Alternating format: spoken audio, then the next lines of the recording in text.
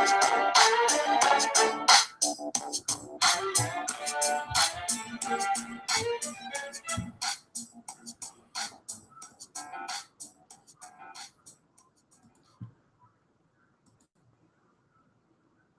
right, you guys, we are live. Good morning, good evening, boys and girls of all ages, wherever you are around the world. This is not Coast to Coast AM. I am not George Norrie. Welcome, everybody. First off, right off the bat, big announcement. Everybody send your thoughts and or prayers, whatever you prefer. Our lovely Amy is not feeling very well. I think she's on her way to the hospital with a flare-up of pancreatitis. So she's in a lot of pain. She will not be with us. Welcome Gandalf, our new co-host, and right now we have RC123 and Sovereign Humanoid. At the moment we are waiting for Wake Now to join us. He has the links, so I'm going to check the chat. If he's in there having trouble, we will figure that out. For now, welcome everybody, RC and Sovereign Humanoid. Gandalf, hi guys. Hey. How's it going, buddy? Cheers. So let me see. I'm just going to check the chat to see if Wake Now is in there raising hell because he somehow maybe can't get in the chat. I'm not seeing anything. Wake Now, I'm not seeing you. So Wake Now, if you're listening, check your email. I sent you links to both the standard Hangout link and also sent you a special cell phone link. So those should be in your email. I also understand that RC has also sent you some links to help try to get you in here. So hopefully soon we'll get Wake Now in here. But for now, I do want to say hello to Wake Now and Sovereign Humanoid. Thanks and welcome, you guys. I'm glad you could be here. Hey, man, pleasure's mine. This is my first Hangouts on live, so I apologize if I suck. Okay, so RC123, your name is Tyler. We will be referring to you as Tyler. We will be referring to you as RC. Sovereign Humanoid, let us know that we could call him George. That's his name, and he's okay with that. So, again, welcome, guys. We will be talking about this thing that we call a truth community. And if we have time, I might even like to do a breakdown of that ridiculous fucking video that was put out by SGT report called QAnon, the plan to save the world. I would love to just go through and break that thing down and just shred it to pieces. But there's a lot of infighting. There's a lot of goings on between channels. We're going to cover a lot of that shit. But before we start, I want to make a public apology to our friend Laz Valdez. As many of you know, he was on with us last week or 2 weeks ago. And we had a little stumbling block between us during the conversation over some definitions, which was really not a big deal. And then later in the comment section, we sort of kind of just disagreed further about that particular definition of the particular word objective subjective. And then later on, Laz posted a video saying he wanted to talk about the conversation that him and I was having. And then when I showed up in the chat box, he didn't seem to want to address me very much. It was like maybe he already covered it before I got there and he just didn't want to cover it anymore. Perfectly within his right to do so. I was a little bit put off. I also knee-jerked and quite possibly overreacted. So Laz, we love you. I respect you. I have no animosity. And I just want to make that as a public apology. So I wanted to get that out of the way. So Laz, if you're listening or if anybody wants to send him a message, make sure he knows that I went out of my way to make that public apology. So looks like we've got nearly a full house or half of a full house. Okay. First on the agenda, I guess I've got a couple of notes of some things I want to go over regarding this thing we call a truth community. Let's see. The first thing I want to talk about is a couple of news articles. Twitter, I hear, has removed millions and millions of, well, some of the headlines are reading fake followers, and I've got an article opened up here. Looking at the Guardian, Twitter axes, and then it says, the Guardian headline says, Twitter axes locked or suspended accounts from follower counts. So if you have followers like on YouTube and you have subscribers, for some reason, for no apparent reason, you might lose a shitload of them overnight. We've all experienced that. This is apparently what's happening. It's not as bad as some people have made this out to be that I've heard. It turns out that there are lots of Twitter accounts that have been locked or suspended or possibly inactive, and that YouTube or Twitter has decided to just axe those accounts. So if you're on Twitter and you see your subscription or your follower count drop substantially, that's probably why. It says here in the article, egos have been bruised on Twitter after the social network initiated a change to how it tracks followers that saw some of the most popular users lose millions from their accounts. So, I mean, I guess if you're a popular Twitter user or if you have a popular Twitter account and you might have many millions of followers, tens of millions in some cases, it might be possible that you lost a couple of million, which would be a hell of a hit. Certainly would raise my eyebrow, but goes on to say the following change on Friday, which removes from the count accounts that have been suspended or locked by Twitter for abuse. Some of the most popular users had hundreds of thousands or millions fewer followers than they had the day before. So that's what's going on with that. Some of those accounts were fake accounts. They were sock accounts. They were locked. They were not being used. I don't know if you guys know anything about this particular story. But by the way, I like to ramble on, so please feel free to cut me off. Just start talking, pipe up, and I will shut up and give the floor to somebody else. Okay, check it out. How's it going? Sovereign Humanoid. Call me George. Okay, yeah, Sovereign. Hey, buddy. George, what do you got? You got something to add to this? You know something about this story? I don't, and I just wanted to just clarify also. I mean, I know that the topic is the truth community, and I have I have my opinions and stuff, and I'm willing to share them. But I really don't. I wouldn't put myself in any kind of community. It's the same reason that I wouldn't call myself a Republican or a Democrat ever. I'm very flexible. You know, my research has brought me to a place where I'm okay and willing to be to learn something new and to be corrected and face that. A lot of people, it's really hard for them to just face something like that. Now, when it comes to like the people getting purged out, people that have a lot of subscribers or whatever, I don't really have a stake in that claim at all. I mean, I'm not a big channel. I just put stuff up because of how I feel. I see things for what they are, and I just like to get my voice out there. So that's why I make videos. But yeah, I'm on Twitter and all that stuff, but I don't have a big following. So I'll just give the floor to whoever wants to. So I don't do Twitter. Or you're on Twitter. Did you notice a drop in your follower count? No, I don't even have a big follower count.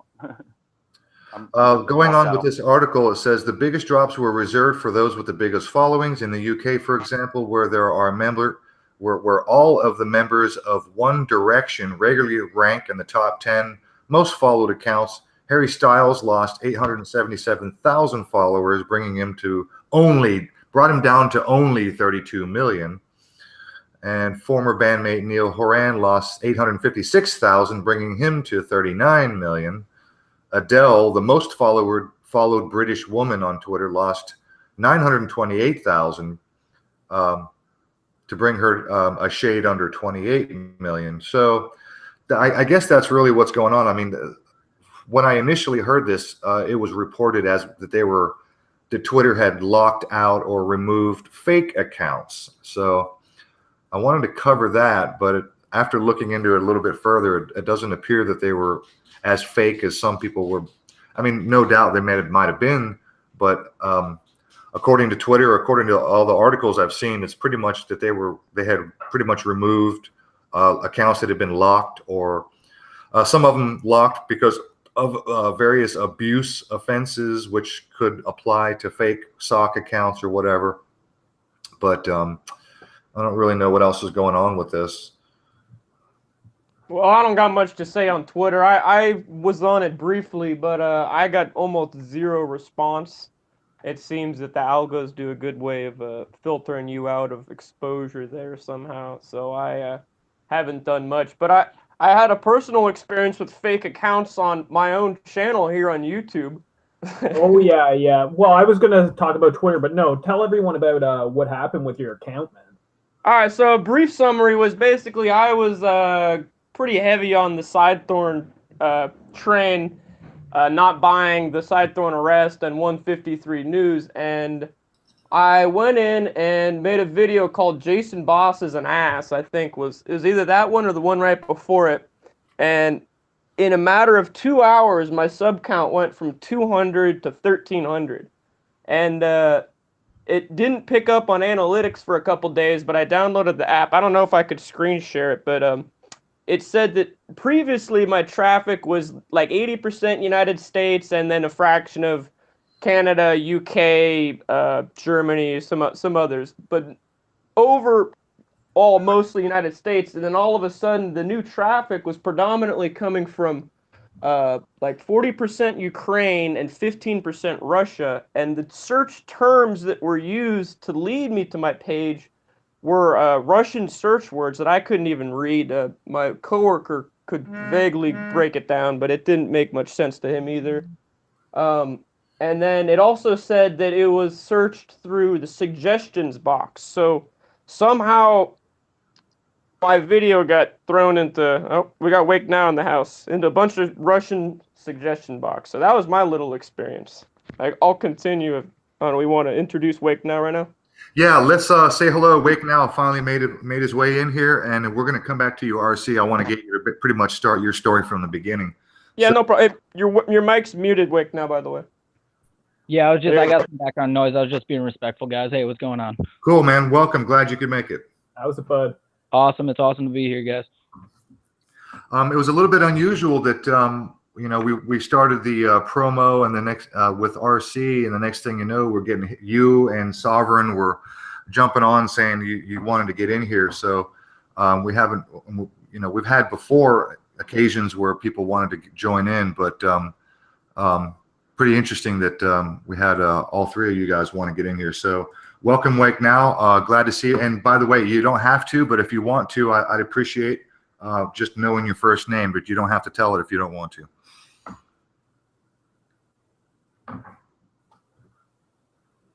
Don't forget to unmute if you're going to have something to say. Oh yeah, I'm on a mobile device and I'm still getting used to navigating the interface. So yeah, no, I don't want to disclose that information. Okay, no problem. Not live anyway, but if you guys want to contact me personally, then that's no. I feel the same way, man. There's enough trolls on this side of fucking YouTube, you know. Okay, well, that's totally cool. I can totally respect that. I'll call you Wake Now, and that's how it'll be. So we'll move forward from there. I do want to cover, before we really get into the meat and potatoes of tonight's discussion, I do want to cover this other aspect, which really ties into what we're going to be talking about regarding this side of YouTube where all of us, quote unquote, truth seekers hang out. I'm not sure if you guys might have heard that YouTube recently announced that they are going to be injecting or actually investing $25 million towards a new initiative. And the article I'm looking at here says YouTube announced it will spend $25 million on news, part of the Google News initiative that pledged a total of $300 million in March to help the news industry. I mean, does that just make you want to? No, actually, I'm actually familiar with that. Dan Dix from PFT, Press for Truth, the guy up in Canada. Yeah. Actually, he accidentally showed his credentials, and I was trying to figure out what multi-channel networks all these people work for, and he even came out and said he works for the broadband TV multi-channel network. He works for broadband TV, essentially. Oh, he does? Yeah. Do you have any idea who else will be associated with that network? Well, Lee Stewie joined. I know that. Okay. Yeah, I see her a lot over there. I wonder if people like Press for Truth would be involved in something like that. I'm a little surprised to hear that he's involved in something like that. Well, so am I, honestly. I had no idea that he was involved, but I imagine that all these channels that are operating at that level, they're all involved in some type of network. And it's also interesting, the video that RC, the link that he left me in comments with that woman, Truth Convoy. Is that what it is? Truth Convoy? Oh, yeah. That video where she was talking about multi-channel networks and some of the people that are involved and the tactics that they use, almost like a mafioso, where you're kind of threatened. It's like once you're in, and then they sort of threaten you if you try to get out and harass you and fuck with you. Let me add a little interesting thing while I was on the 153. One of the things that she said was, that you could be entering into unknowingly entering into basically a ring of, I forget what the exact word was, but kind of like a harassment ring that is founded outside of the country, but once you join it inside of the country, you're violating internal laws inside, but the person running it per se outside may not be, and it could be used as a honey trap for other individuals, which was an interesting thought. At 153 came to mind with Jason Boss being over in Panama, even though that's a U.S. territory, but still. There's a lot of these channels. I don't know who else was there last night, but on Lift the Veils Hangout. Oh yeah. There was a lot of characters coming over there. If you guys have ever heard of someone called Random Rants with Ryan, and there was a few other larger channels like Honeybee that were all showing up, and they were all defending each other, and they were defending this Goop guy over the whole grooming thing that Freddie was trying to get to the bottom of, right? But like, I found it really strange that there were, it seemed like there was a lot of these twoofer channels, these people like the Random Rants with Ryan, but then there were people like Jeff C that showed up, Jesse Spots, my favorite flat earther other than Blue, of course. But yeah, and it was just like a war between the twoofers and the truther fucking the real channels that obviously aren't connected into these networks.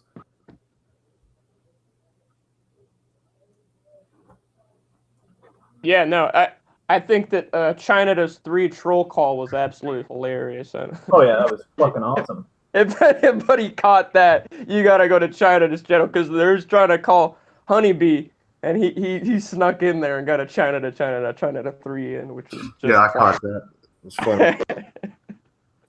I actually, speaking of sneaking into places, I snuck into a phone call on Discord with the Honeybee and probably like 20 other people, but the only people that were allowed to talk were the people enabled with a push-to-talk radio or a touch-to-talk radio. And with the application I was using, I don't know if Discord or the application I used blocked out the audio, but I could only get the visual. And she admitted that Pizzagate was a right-wing disinformation campaign. Oh my god. And really, and she's pushing this shit, eh? Fuck, if only you had found some kind of way to record that, but you're on a phone, eh? Fuck. Yeah, and also, not only that, she admitted that she knows there's a guy who raped an 8-year-old boy who's perpetuating Pizzagate videos and disseminating the same information on the same platform in the same fashion that they are, but they don't address that. So they're endorsing and letting the sexualization of children slide. Meanwhile, they're accusing potentially innocent people of being pedophiles. Meanwhile, there's known pedophiles that need to be fried right now. Well, it makes perfect sense considering SGT is big, far, alt-right, Trump-pushing conservative PSYOP king. I mean, for that to be a conservative PSYOP just makes perfect sense. I think somebody did a list of all the people accused in Pizzagate, and if you look at it, it's almost all politically of the left. There's hardly anything on the right, so I think that makes perfect sense. Well, also, it's very telling with the multi-channel networks. I exposed on my channel how easy it is to actually make a contract, and it recommends you from YouTube help to actually assign your own legal aid when you go into a binding contract with YouTube, which the specific language they use on the contract binding is very, very telling in itself. But yeah, you have to think all these people, and Honeybee's working for Hagman now, and Adam Green from No More News started his channel utilizing Alex Jones to grow his channel bigger and bigger. And like Titus Frost works with Honeybee. All these people are connected. And the multi-channel networks, like I said, Dan Dix revealed that he works for Broadband TV. Yeah, that was actually a killer video. I don't know if we could share that with the chat because that was. I'd love to see that.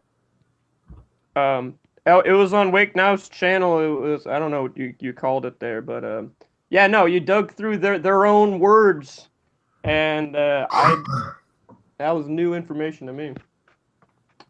Yeah, if you go to my channel Wake Now, I don't know if you can do a screen share or whatever. If you go to my videos, if you scroll down, it's probably like three or four videos down. It says the reasons why YouTube is a cesspool. Yeah. Oh, okay, yeah. okay.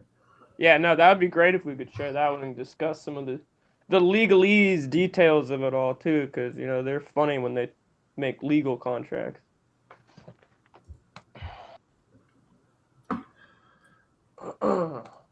Indeed. I mean, I would screen share, but I don't know how via mobile. I know everything's integrated, but it almost seems like as if they made it really, really hard to do anything on a mobile device nowadays. Oh yeah, it's a nightmare trying to do that on It's mobile. a simplified version on your cell phone. I'm not sure if it's possible to do a screen share, but try this, Wake Now. Tap your screen right in the center of the Hangout screen. And let me know if you see a pop out on the left side, little toolbar appear temporarily. Just tap your screen right in the center, and it should bring up a little toolbar on the left-hand side with a green button. No, it will absolutely not allow me to do that. If I tap on it, it just goes back to the settings if I want to mute or reveal my screen or mute my mic. Okay. Well, I guess either I or Gandalf working with on laptops. What is it you want to share? We can go find it and share it. I can drop you a link. Or everyone can just check it out afterwards. But no, I saw like I think I saw like half the video, but I missed that one part. Right on. I'm a little bit. I walked away to get a drink of water. What is it we want to share? What are you guys talking about? Oh, in the terms of service, it's like in the fine print of YouTube, basically, like he shows that there's the MCN network, and it basically completely describes how the MCNs work and how to get involved with them. Oh, okay, yeah, I've seen that. Yes, I have seen that. Yeah, that was a great video. That blew me. That's one. I think that was probably the first Wake Now video that I saw. I'll just drop the link in the chat if anybody's interested. And actually, before the purge, my original channel was Wake Up Now. I just deleted the up on my new channel, but I feel like I've seen some of you guys in my previous videos. It was short-lived. I got up to about like 2,000 subscribers. I had a few hundred videos up, and I got scrubbed as soon as the Florida shooting happened. And I was making about, I don't know, 1,000 views per minute on my latest David Hogg video. And as soon as I got up to about, I don't know, almost 20,000 views, it was just scrubbed after about 10 minutes. Oh yeah, David Hogg took down everybody, man. Oh yeah. See, I think there was somewhere around the number of 1,000 channels that got taken down over that, actually. Well, are you guys aware? Are you guys aware? I've been getting hints here and there from people online and forums and some subscribers here and there that there's going to be another purge happening at either the end of this month or August next month. I've heard that around. You know, the two purges that they did do so far happened, both of them exactly a year apart in the month of February. So keep your eyes out for February. Well, this is my backup logo. I expected my original Hitler face channel to be down because I had 2 strikes for a while there, but it seems like they've loosened up recently. So yeah, I guess that means we're probably looking at more clamping down soon. Have you guys ever come across a channel called Activist News? Oh yeah. What's your guys' opinion on that guy? I thought he seemed all right, but he's also in SGT sublist and he's got a Patreon, so I'll remain skeptical, but I'm not gonna. Yeah. I went to his. Hold on. Hey, Tyler, aren't you in my sub list? What? Repeat that. What was the question? I said, Tyler, aren't you in my sub list? Yeah. No, I was. Yeah, I'm in your sub list. You're sub to me too. I was just saying that he's in the SGT list where you got all of the honeybee, your pockets of the future. He's in that big list, and he's not large, but I mean, what is he? 15, 20K sub, something like that? I don't know. Oh, okay. So you weren't talking about sub list. You were just talking about you got like your list of who you. I'm not sure. He's got 18K sub. sub. Yeah, no, I mean, the guy does decent work, but I don't know. You always got to remain very skeptical in here. I'm overly. I don't even know. skeptical. I don't know who that channel is. Just to clarify, I don't know who that channel is, but I do. Obviously that's how we met. Is this whole discussion with the sub list on, I guess. Yeah. SGT Well, he's whatever, he's an Australian that does predominantly like anti-Zionist Jew stuff. That kind of summarizes it. Are you talking about Brendan O'Connell? I'm interested.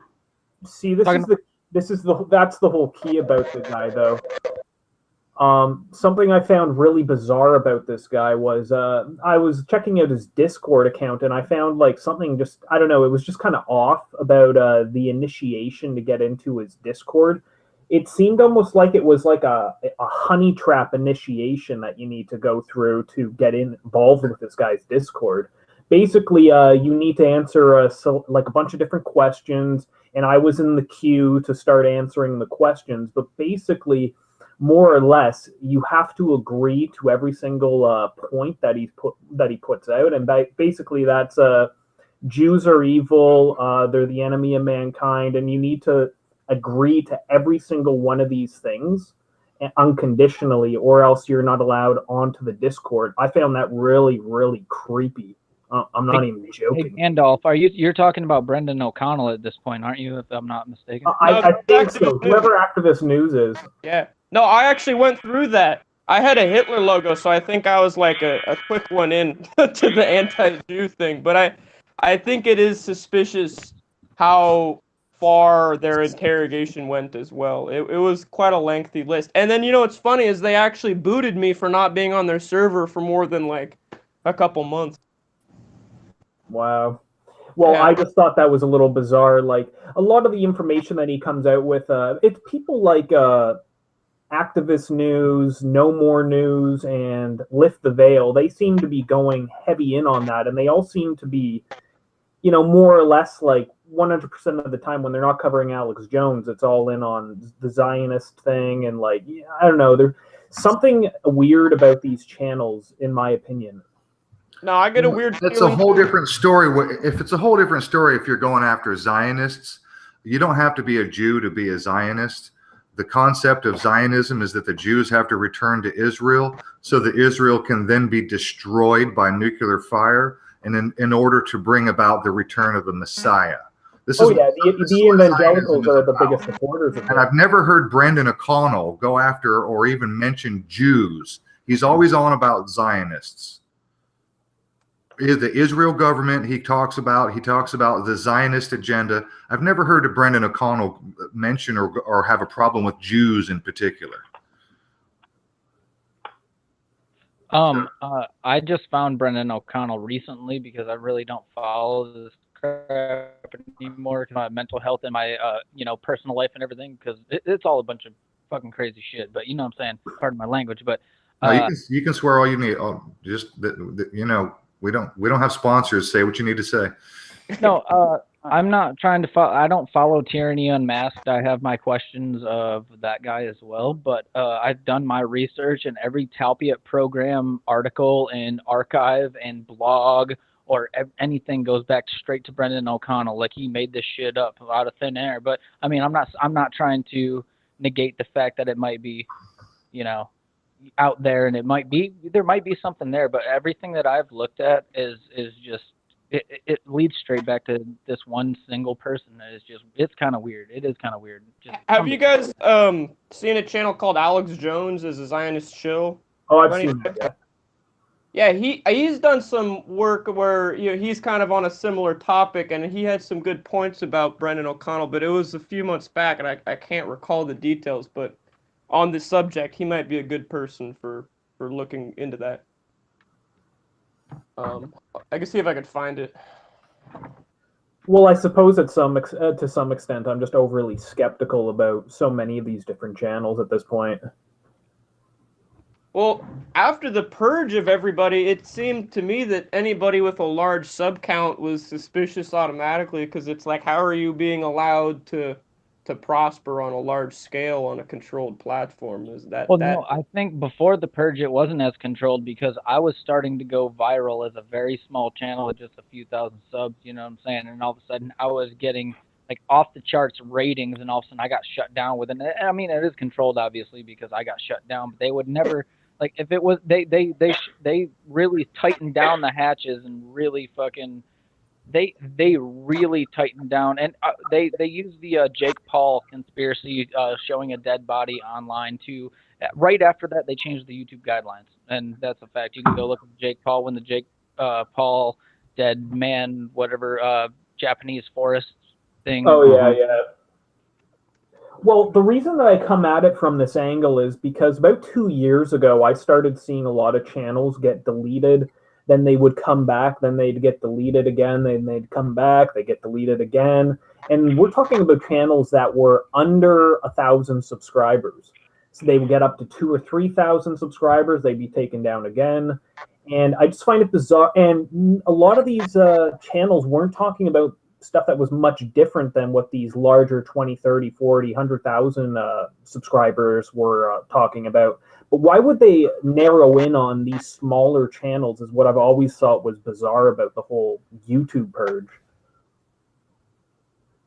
Yeah, well, there's a reason for that because, you know, a lot of these people are the real people, the nonprofit people, the people who aren't sub to shills, the people who aren't dumb enough to follow these multi-channel networks, the people who aren't part of a multi-channel network. A lot of these multi-channel networks, and now after the purge, the multi-channel networks control YouTube and it's essentially making YouTube the new mainstream media, and that's why Dan Dix made that video. If you go and watch the PFT video, and I've got some screenshots of his broadband TV contract if you guys want to see it.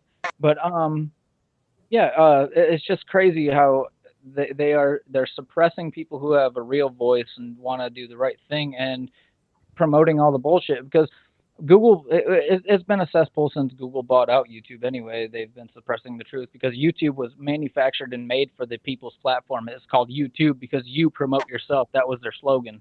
Oh yeah, back in the day, back in the old days, we used to have this whole friends section of YouTube where it would be like kind of like the overall community that's going on this side of YouTube, where a lot of us are pretty familiar with each other. We will be all on each other's friends list, and you could send each other messages and whatnot. Like you wouldn't have to wait for them to put up like a new video or something like that. And they got rid of that years ago. Oh, but they made it easier to troll people with the very, very easy signing in of a different sock puppet account, so you can troll multiple accounts all at the same time from one computer. They made it real easy to do that. Yeah, it just seems like, I don't know. It seems like there is a so-called truth there. Like basically when I'm saying this, I'm not saying it's like some kind of movement. I'm saying there's people on this platform that are looking for the answers. They're looking for what's the real reality of fucking the world we live in.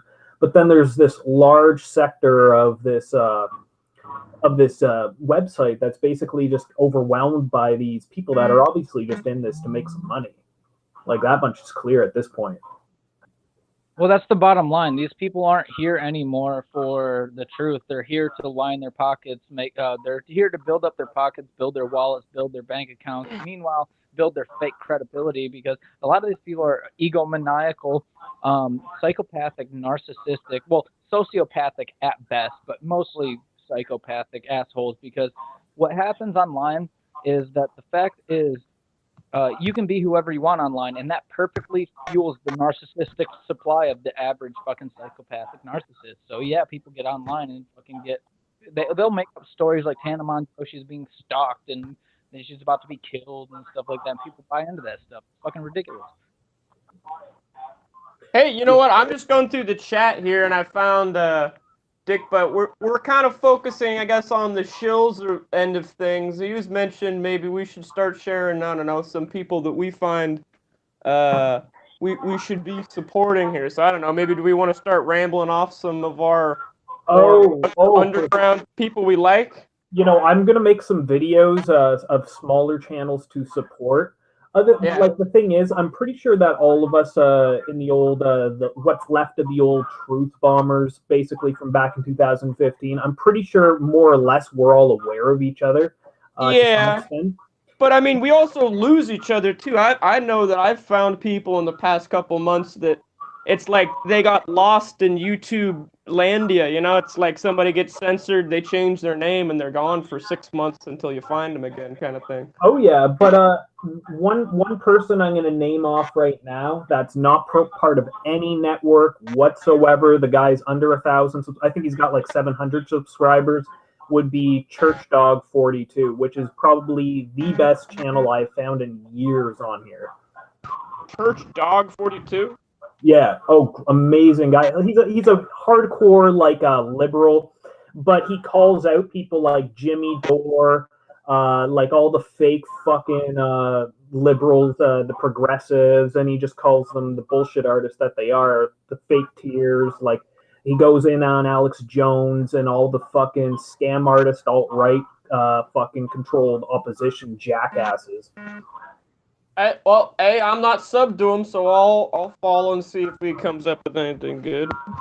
Because, I mean, I just sub to freaking people on mass scale, you know what I mean? And then just filter through whatever comes in the feed and see if anything good pops up, you know? Oh, yeah, man, that's the best way to do it, bro. Yeah. You see that they're uploading shit that you disagree with just to fucking unsub them, man. Yeah.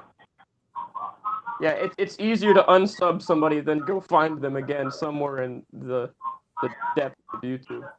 I'm getting a lot of background noise. If you guys can mute your mics or put in headphones or something like that, that'd be cool. I don't know who it is. It might be from. I can't tell who it's coming from. I don't have the little equalizer thing. It's not me. I'm in a silent room. So. Me as well. Same. Well, it's gone. Oh, it sounds good now. We're good.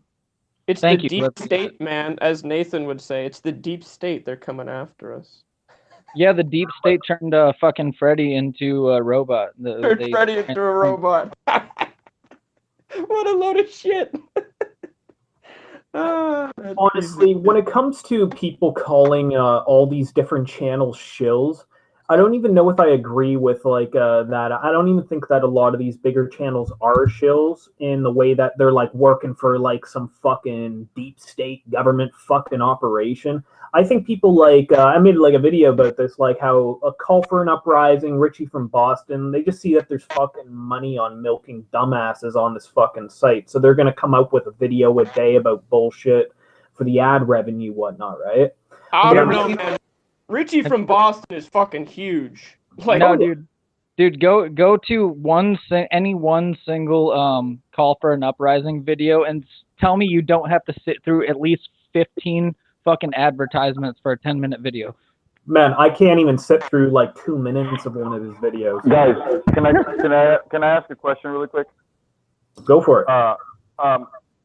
Is this all you guys base your guys' assumptions on, is like YouTube channels and just go through their videos, or do you guys go out of there and then maybe Google other things? Do you guys do like extensive research? And I'm not trying to be a jerk or anything. I'm just asking because it just seems like we're talking about nothing but YouTubers right now. And I mean, my search and my research, I'm sure you guys go further than YouTube with your research, right?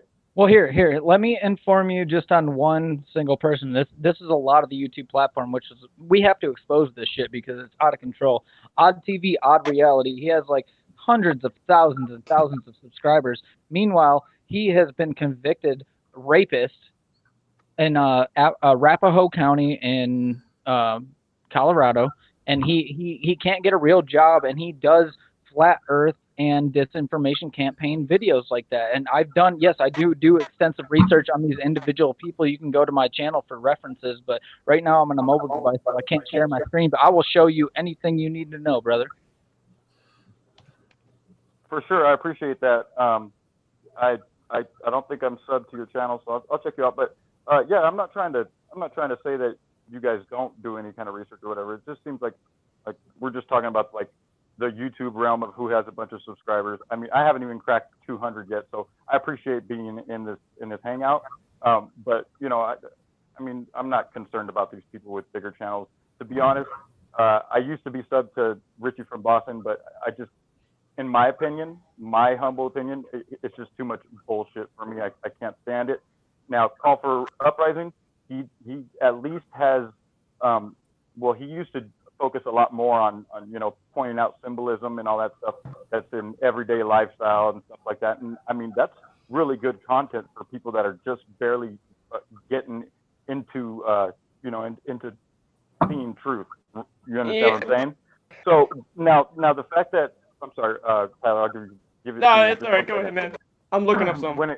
When it comes to like, I don't know, I'm not sure what shillers are or what a shill is, but the thing is part of my awakening came from a shirt that some dude was wearing, and it was a shirt of a brain, and then it had like a connection to the White House, and it said govern, and then it said meant, and then it said mind control, you know, and I really liked the shirt, and I asked him where he got it, and he said, well, you need to check out the, you know, what this shirt really means. So you need to look it up. And ever since then, I started just looking everything up. No, you know, if I'm going to comment on something, I want to make sure that I've looked it up in every angle that I can before I talk about it, or before I go out with on a video with it, because of, you know, I mean, there could be people that only watch YouTube videos to get their content. There's a lot of people that just watch the mainstream news to get their content. You know what I'm saying? That's enough for a lot of people. A lot of people don't even come into YouTube. So I try to appreciate the 160 that I do have, and bring them just nothing but stuff that, I mean, that I can show, you know, the research done. Well, I don't mean to cut anybody off here real quick, but if you look at my channel and look at the multi-channel network video I have up, it's about why YouTube is a cesspool, essentially. But look it up. The multi-channel networks own the whole platform, and yeah, I appreciate your work, and I'm probably going to check you out, and I'll probably sub to your channel after this. And all work and all input is always appreciated, especially when we're trying to come together to do the real thing. But you're saying we don't have any evidence. There's a lot of evidence that YouTube is completely controlled, completely run. You have to use discernment when you go into this thing, or else you'll be honey trapped and honey potted into a big rabbit hole of fucking disinformation that will really fuck you up, because you think you're onto the right path and you find out you've been bullshitted, and it's not fun. It's happened to me many times. It's the process of waking up, man. No, the interconnection. Just for the record, I wasn't saying that you guys don't have any information. I did not say that. I was just asking if we were going to go outside of the YouTube realm. You know. Well, we can go wherever you want. I mean, I'm happy to shift the conversation as long as we stay similar or related to a topic. I will just say for myself, for my own part, and pardon me while I talk and adjust my microphone at the same time, because I'm getting too much feedback. Ooh, okay, hang on. Ooh, so low. There you go. You're good now, man. Hang on a second. I need to adjust the input. Hang on. Sorry. Jesus. Also, Wake Now, I appreciate that. Yes, I encourage you to check out my channel and sub after you make a decision or whatever, and I'm going to do the same thing with you, man. So hey, I was going to say, all three of you guys, RC, Wake Now, and Sovereign, you guys feel free to leave your links to your channels, drop them in the live chat. Anybody wants to, they can go and subscribe to you now. Otherwise, I'll put links in the chat, or I'll put links in the description box after the broadcast is up and after it's over and it's on my channel. What the fuck? A little bit heavy, man. Jesus. R.I.P. headphone users. Yeah, you were coming a little bit heavy. And if you can turn the gain down, I don't know if you have a microphone setting, just crank it down a little bit. But yeah, you were sounding good up till the end right there, man. Also, if you just grab the mic and you open your mouth a little bit and then just like move the mic a lot closer to your mouth and then maybe just insert it into your mouth. No, I'm just kidding. Well, that's feedback from your mic to speakers. Maybe if you have a way of separating your speaker from your mic a little bit more. It's me. I'm working with a blue snowball and it's sitting kind of close to my computer, and the fucking thing is self-adjusting. Hang on, if you're wearing earphones or earbuds, take them out now. I'm going to smack this microphone because that seems to be the only way to get it to self-adjust and stay put. There you go. When in doubt, hit it with the hammer. No, I'm not even kidding. When I smack the microphone, the input volume drops down, and then if I don't smack it, if I try to grab the slider bar, see, this fucking thing is adjusting itself again. It's just cranked back up. I'm gonna have to get a new mic. This thing is pissing me off, and I don't know why I'm having trouble with it. Sometimes it stays put, and sometimes it likes to adjust itself. All right. So what I was saying was, you guys, all three of you guys, if you want to leave links in the chat, put your channel links in the chat if you want to. Otherwise, after the broadcast is up and on my channel, after it's over and it's on my channel, I'll put everybody's channel link in the description box so folks can come and sub to you. But if you want to, feel free to go ahead and drop links to your channels in the live chat as we progress along here.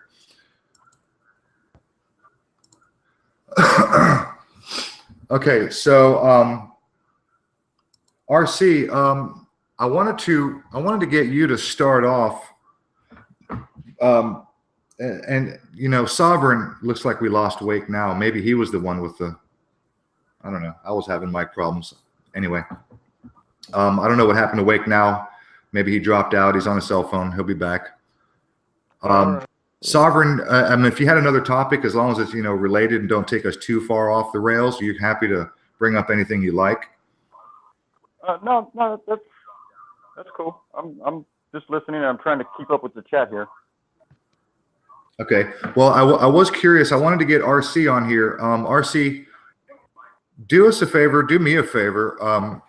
Tell us how you got started with exposing and putting out videos on not only Sidethorn but 153. How did you get started getting yourself tangled up in the internal controversies, as it were? Well, I supported Sidethorn. Well, okay, you know what? This goes way back. I've only been awake since maybe, or I guess 4 or 5 years now. Started with 9/11, went to I guess like the Alex Jones, which led to the SGTs, which led to Flat Earth. Was a Flat Earther for about 6 months. Realized Flat Earth was full of shit and disconnected from all those characters, and then started diving down the hoax rabbit hole where I found How I See the World, and I was a big follower of him. So that's originally where I found him, of all things, was I believe a hangout with PK and Sidethorn. Was the very first time I heard. I think Serena Sabra, of all people, was there as well. So I found him from the very beginning, and I thought, I mean, tripping over myself, this is a holy grail, you know? I mean, Too Good to Be True comes to mind now, but I actually offered to make him a banner because I figured, well, shit, his only problem is advertisement, basically. He's got the money and whatever the proof is, so I shot him a few messages offering to make him a banner, and I got zip in reply. And I didn't think much of it, but it was something that stayed in the back of my mind for a while, and I went, that's kind of fishy.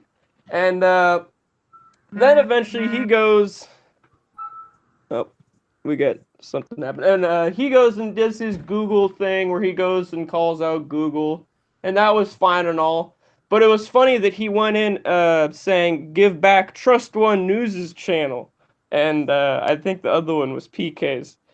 Only to later find that Trust One News turns out to be a flip-flopper on Vegas with his ghost ninjas. I'm sure we're all familiar with that by now.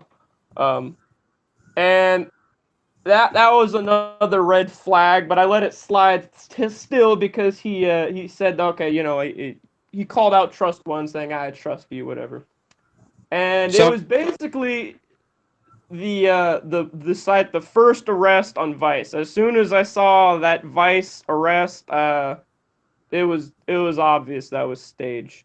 The idea that he walked up to a car with the window down and somebody sitting And in the the door driver's open. And and the door open, and he stands there with the camera crew all poised and positioned. And as soon as he steps back, as if it was a cue, Mr. Pomeroy, I believe his name was, Yeah, steps out Frank of the car, and he just gives the fakest sounding, "Oh, hey!" Yeah, I mean, it was so bad.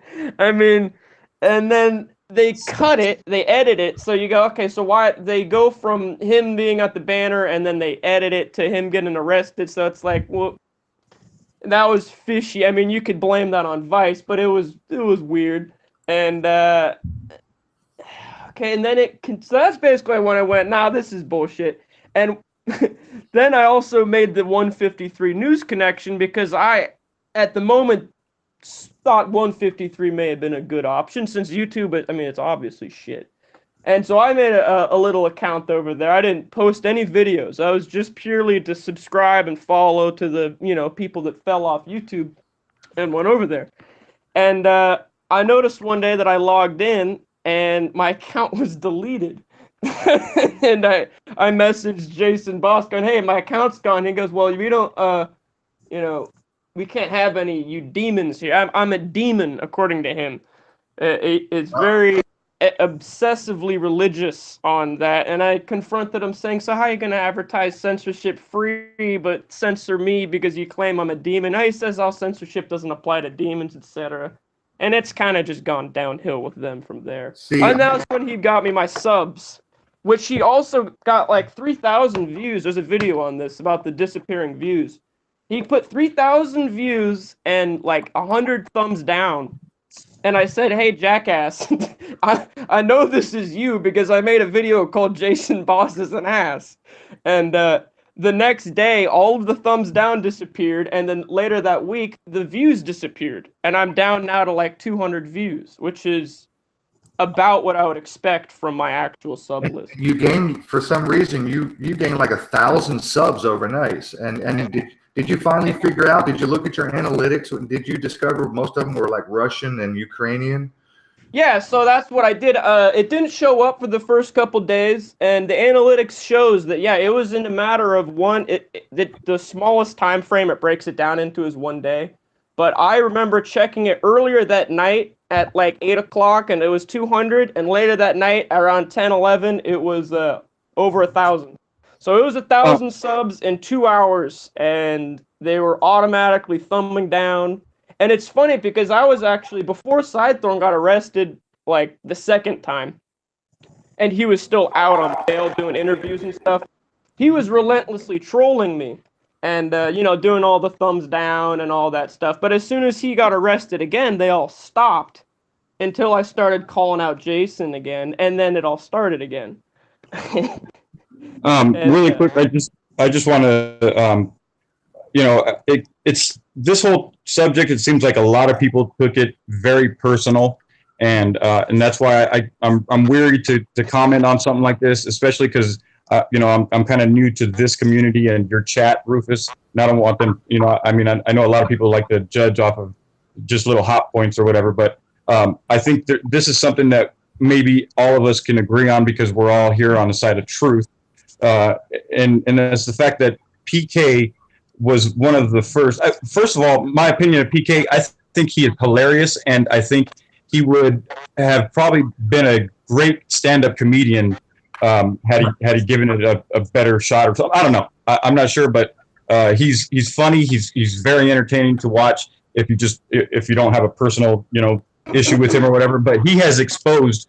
He taught people how to break down these hoaxes and these phony fake shows that are brought out like almost once a month out here in America, and now it's, you can't take away from that. Do you guys agree? Okay, I'll tell you what I know about PK. Well, can you answer my question first? What do you think about his coverage on hoaxes? Are you I, asking I me? will. I will answer your question as I tell you what I know about PK. You'll get. All right. You'll get your answer. You got it. When I first was exposed to PK, like you, I was taken in by his crass approach. He was sarcastic and funny, and I appreciated that. And I agree with you that he does help people see the things that you would typically miss if you're just watching the news, right? So he shows you the things that to look for. And yeah, he does help people learn how to break down things, okay? What I will tell you that I know about PK, after I interviewed Plasma Burns, and I'm not sure if it's on this channel because this is my second channel. I had a termination. I'm not 100% sure if that video, if I re-uploaded it or if I interviewed him on this new channel. But I interviewed Plasma Burns, who I think is still in the chat right now. Plasma Burns has a 3.5-hour documentary style expose on Boston that is so fucking comprehensive it makes PK look like a school child. And furthermore, I learned from Plasma Burns that he was in direct contact with PK during all of the exposés going on with Boston bombing. And I also learned that PK basically stole almost all of Plasma Burns' material and gave him 0 credit. So all of the Boston bombing stuff that PK put out is stuff that he himself got directly from Plasma Burns. So I would say that's a little dishonest, if not a lot dishonest. Well, I also kind of I agree that he's done some work, yeah, but some things that have made me suspicious is I find flat Earth to be a. I mean, I know we got all our own views on it. My personal belief is No, fuck flat Earth. Say what you got to say because this is an is an anti-flat Earth friendly environment. I went way down the flat Earth rabbit hole. I was a damn flat earther for a while, and I believe there's honest flat earthers. Okay, don't get me wrong, but I believe that pretty much all the main ones, your big people, your Flat Earth International Conference people, are fucking agents or sellouts, or they're part of some controlled op. And Patricia Steer in particular, I believe to be a highly suspicious character. She's of Flat Earth and Other Hot Potatoes with Mark Sargent. I went all into these Flat Earth fucks, man, a couple of years ago now. Okay, well, PK's been on that Hangouts and admitted that if his life depended on it, he'd believe in the flat Earth. So there you have your god of the underground truth movement stating "Go follow flat Earth." So you know what? I don't have anything against people that believe it, but when people are large scale pushing it, it's a red flag for me. Well, I kind of got turned off PK over like 2 years ago now. We used to do these things called truth bombs, and me and this other channel were trying to get a hold of PK because we made videos on some random thing we thought everyone should go and go and share our opinions that some random event was bullshit. And me and Oakland 57 were trying to get a hold of PK, and he wouldn't respond to either of us. And I don't know, since then I've always been kind of like wondering about PK. But then there's a great video on PK and the whole Knowing movie that he was in. If you guys haven't seen that, oh fuck, I wish I remember the name of the guy's channel who made that video. Yeah, with Nicolas Cage. So yeah, PK has done some, acting and stand-in, and I don't know if he's had any speaking roles like Sidethorn has, because Sidethorn has done the same thing. He's done some acting roles. Sidethorn has actually had some speaking roles. I think it's a movie called Lone or something like that Sidethorn acted in. But yeah, PK. Look, being an actor, being a stand-in or a fill-in doesn't make you a shill. Okay, and if for most of the people that listen to me, I think everybody would agree that it's very rare that you'll hear me specifically call anyone a shill or particularly using that term to call someone a name like you're a shill. I don't make that kind of assertion because the fact of the matter remains is you will never fucking know the difference between a paid shill and an idiot. Like Patricia Steer, I don't know if she's paid or if she's a full-on agent, but I suspect she's just a fucking dumbass. You know what I mean? And like you said, there are real sincere people who subscribe to the idea of flat Earth. I have one in my chat room right now. I consider him a good friend. He's been on the panel many times. It's Blue Blood Guitar. Oh, and another channel that's And I love the guy. I want to make it clear. I love Blue Blood Guitar. Same. I love the guy. I do not subscribe to Flat Earth. I can disprove it 6 ways from Sunday. It looks like we just lost RC. It looks like cell phones are not doing so good in the Hangout. I hope we get Wake now. I hope he didn't leave. I hope you guys dropped out by accident. Yeah, he's been asking to try and come back if he can come back in. He's been asking to what? Oh, in the side chat. Oh, I thought you saw that comment. He asked, "Is it okay if he comes back in?" Wake now was saying that. Oh, it's absolutely okay. He doesn't need to. He doesn't need to ask. He's already got the link. He's invited. So if he dropped out, all he needs to do is get his ass back in here. No problem. Also, Shitlord Butt Dick was asking if he could come in for a minute. I asked him to send me an email. I'm going to check my email, and if he sends me an email, then I'll give him the link. Oh yeah, I've seen this guy around for a long time. Yeah, Shitlord Butt Dick's been around for a little while, so if he wants to come sit in for a few minutes, or if he's got something to say, he needs to send me an email. So Shitlord Butt Dick, send me an email. I gave you my email in the chat. I'll give it to you again if you need me to. I need you to send me an email so that I can get you the link to come in the Hangout. That's how it works. There's one thing I just want to say when it comes to these channels, like these weird, sketchy channels. I think it's kind of hard to tell, honestly, like if these people are just batshit fucking crazy or they are some kind of shill with an agenda. You know what I mean? Ah, Revolution. Thank you, E.T. Yeah, it was called Revolution. Sidethorn was featured as an extra for an entire season, and I do recall he did get some speaking lines. Oh, fuck, I remember watching that years ago, man. Yeah. Thank you for that, E.T. So, Shitlord Butt Dick, I gave you my email. Just shoot me an email as a contact. Just all you got to do is say hello, so I have you in my email, and as soon as you do, I'll return the email with a link. If you want. I think by Dick Butt. I'm sure he'll want you to address him as Dick Butt when he comes in. I'll address him any way he wants me to. Okay. But like I was saying, you'll never know for sure who's a shill or who's just falling for the wrong information. You know what I mean? And I've got friends that are religious, and I subscribe to a few channels of some pretty religious people. As long as they're not preachy in their videos, as long as they put out good information, I will still subscribe and follow and listen. And I'll take truth wherever I can find it. We even featured. I interviewed. Oh my God! It just left my brain. Damn it! I'll think of it in a minute. But anyway, he's a minister, and it was a really good interview about the sodomite gateway agenda that's like all over the media, the kind of shit that he detects and picks out and dissects when he watches all kind of various media. Look, Truth Challenge Boxing Club. I'm going to make you a moderator. We got Johnny Stugats. Glad to see you. Okay, so is that 17 Stormy 17? That's the channel. I interviewed 17 Stormy 17. He's a minister, so I mean. I'm an atheist, okay, but my point is that I still subscribe and I still have friends that are religious, even though I strongly oppose literally everything about religion, including its doctrine and its everything, like all of it. And I'll debate anybody on the Bible, the historicity, Jesus, the whole story. I'll debate anybody. In fact, I'll extend an open invitation to anybody who wants to come on and talk to me about theology, because that's another show that I want to do. I respect that. I respect that. I feel like I'm in the same category as you on that one.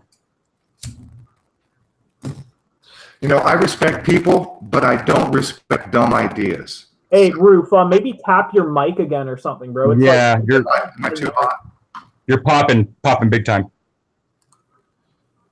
Crackling.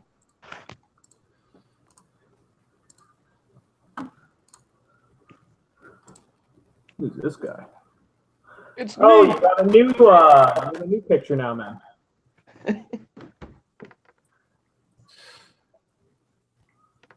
Okay, so RC, did you want to finish your story? I was asking you how you got into how you got tangled up in all the 153 stuff, and you did mention that it was an extremely religious. I know Jason Boss is extremely religious. That's why it's called 153. It's a passage from the Bible where Jesus helps fishermen catch 153 fish. I believe the whole Fisher of Men thing. I believe his channel, the original name was Fishing for Men. And if you notice their logo, there's a net inside that little Saturn swoosh of his logo, the 153. There's a half inside. There's a netting inside of that logo. So there's no question that that's what the reference is. It's the reference of a passage out of the Bible.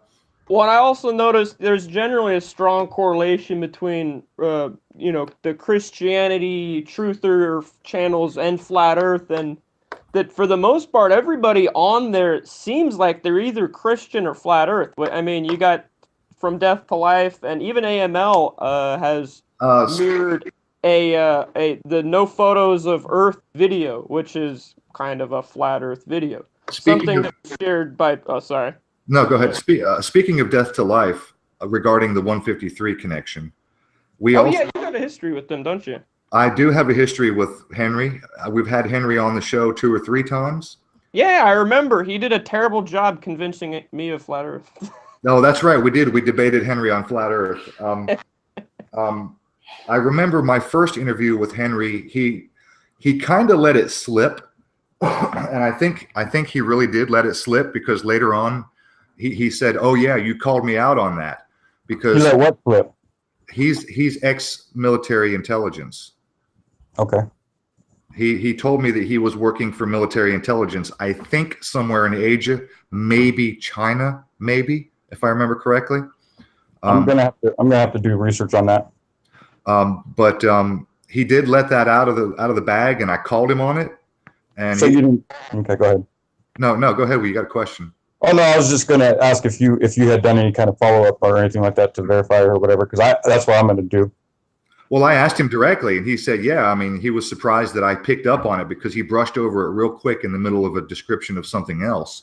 And he sort of just threw it out there as he was describing something else. It was not a focus of what he was saying, but he did say it. And I stopped him dead in his tracks. I said, wait, did you just say? And he was like, oh yeah, you caught that, did you? Well, you know what? Huh. He's censored, sorry to cut you off, Stop, but he censored my comments on the Sidethorn arrest, where he was making comments about it doesn't look like he had a gun. And then I called and said, hey, man, the report never said that he had the gun on him. It was in the vehicle. And he went and deleted my comment. So the other thing a couple of things I know about Henry, and I'm not trying to particularly throw him under the bus. You guys can make up your own mind. I'm only going to tell you what I know. All right. Henry not only said that he was ex-military intelligence, he also, because Henry is in the IT business, he's a techie kind of guy. He, on our show, before 153 was even a thing, Henry told us that he was like, I can't tell you what I'm working on, but it's going to be big, and it's going to be a competition for YouTube, and I'm working with some other people to set up a site that's going to be a video hosting website. And we didn't know what it was. He wouldn't tell us, because it was all hush-hush, right? It was all a big secret until they were ready to go up and running. So I know that Henry was working specifically to help set up 153. I also know that Henry is very religious. I'm not sure, but I think he's a Bible literalist, which means he believes every story in the Bible. Henry is also Flat Earth, as you mentioned, because we did have a Flat Earth debate with Henry. So Henry is all of those things. And you guys can make up your own mind as to how he, you know what I mean? I'm just telling you what I know. Well, I got on 153, and I mean, I put up videos. I mean, see, I stay open-minded with the Flat Earth and the Globe Earth, because I just don't want to make up my mind on that one. It's just hard for me to come up with something that I can't verify on my own with my own. Like, I can't touch it with my hands. You know, I just can't touch that one. So, but I put up different types of videos on 153. I've put up, I'm obviously, I'm not a religious person at all. Like I said, I'm aligned with you with what you said, more of like an atheist and respectful to whoever, whatever people want to follow or whatever. That's fine. I just don't push it on me, And just to add to that, Rufus, have you heard of Jay Dyer? Yes. Jay Dyer has some very good content, man. when it comes to religion and theology. Oh, Jay Dyer's. I've done some fairly extensive work on religious comparative, and I've also done some fairly extensive work on mythology and ancient history, ancient cultures around the world. And also, I've done some pretty extensive research into astrotheology. And like I said, I will debate anybody at any time on the subject of theology at any moment. Well, so how do you align with Jay Dyer? Because I could probably set that up. I can get in contact with him. Oh, well, shit. I'd love to speak with Jay Dyer. Absolutely.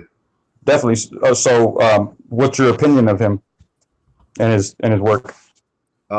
I like what he does. I don't disagree with much of what he does. Cool. That's awesome. Well, just to finish on the 153 thing, I mean, I put up like videos. You know, I've just me and Reality have talked about it. You know, he says that he gets heavily censored on there, and it might be another personal thing that these people might have. I can't speak for Jason Boss. I can't speak for anybody else other than myself. But I've never been censored on there, and I do go on there, you know, because I do follow some channels that are not on YouTube or any other platform. So I do gotta, you know, I want to stay in touch with them and what they're putting out. So just, you know, to clarify, I'm on 153. I am not religious in any kind of way, and I'm open. You know, I'll say that I lean more towards flat Earth, but I'm so open just because I don't believe anything the government says. I'll say that's why I'm more on the side of flat Earth, because of whatever the mainstream tells me. I got to go with the opposite usually, and then try to work back to what they're saying. Yeah, and I just haven't got there. Agree on the flat Earth thing, because that's a rabbit hole we're not into tonight. I'll play devil's advocate all day long on this subject, because I spent a whole year as a flat earther, and I would say that there's not a lot of evidence that we are moving. It's difficult to measure. There's some serious problems with modern physics, I believe, as just the fact that quantum physics exists since the laws of normal physics don't apply. That to me means that there's a flaw in the fundamental laws. The moon landing is suspect. You know, you got a bunch of Freemasons that are in the space agencies. At the same time, your flat Earth crowd is filled with Freemasons that seem very, very coded. I mean, the moon landing was absolutely more than suspect. Yeah. The astronauts themselves were full-on Freemasons. They were conducting a Freemasonic ceremony in the LEM before they exited the vehicle. Yeah, it's open. It's out in the. They don't even disguise it. I mean, they're wearing the ring. But look, we're not going to turn this into a flat Earth debate. I will just tell you. I don't want to do that. If you're even on the fence about flat Earth, all you got to do is take a few minutes and consider the motions of the southern stars in the southern hemisphere, and that will end the flat Earth. Yeah, no, basically, and I respect that, and I would say to you, and I respect that, and I'll take that, and I'll say to you, brother, consider the government, and the government lies. Well, you don't have to tell me that. I mean, how does that apply? And you're on the fence. Hot on your mic right now too. Sorry about that.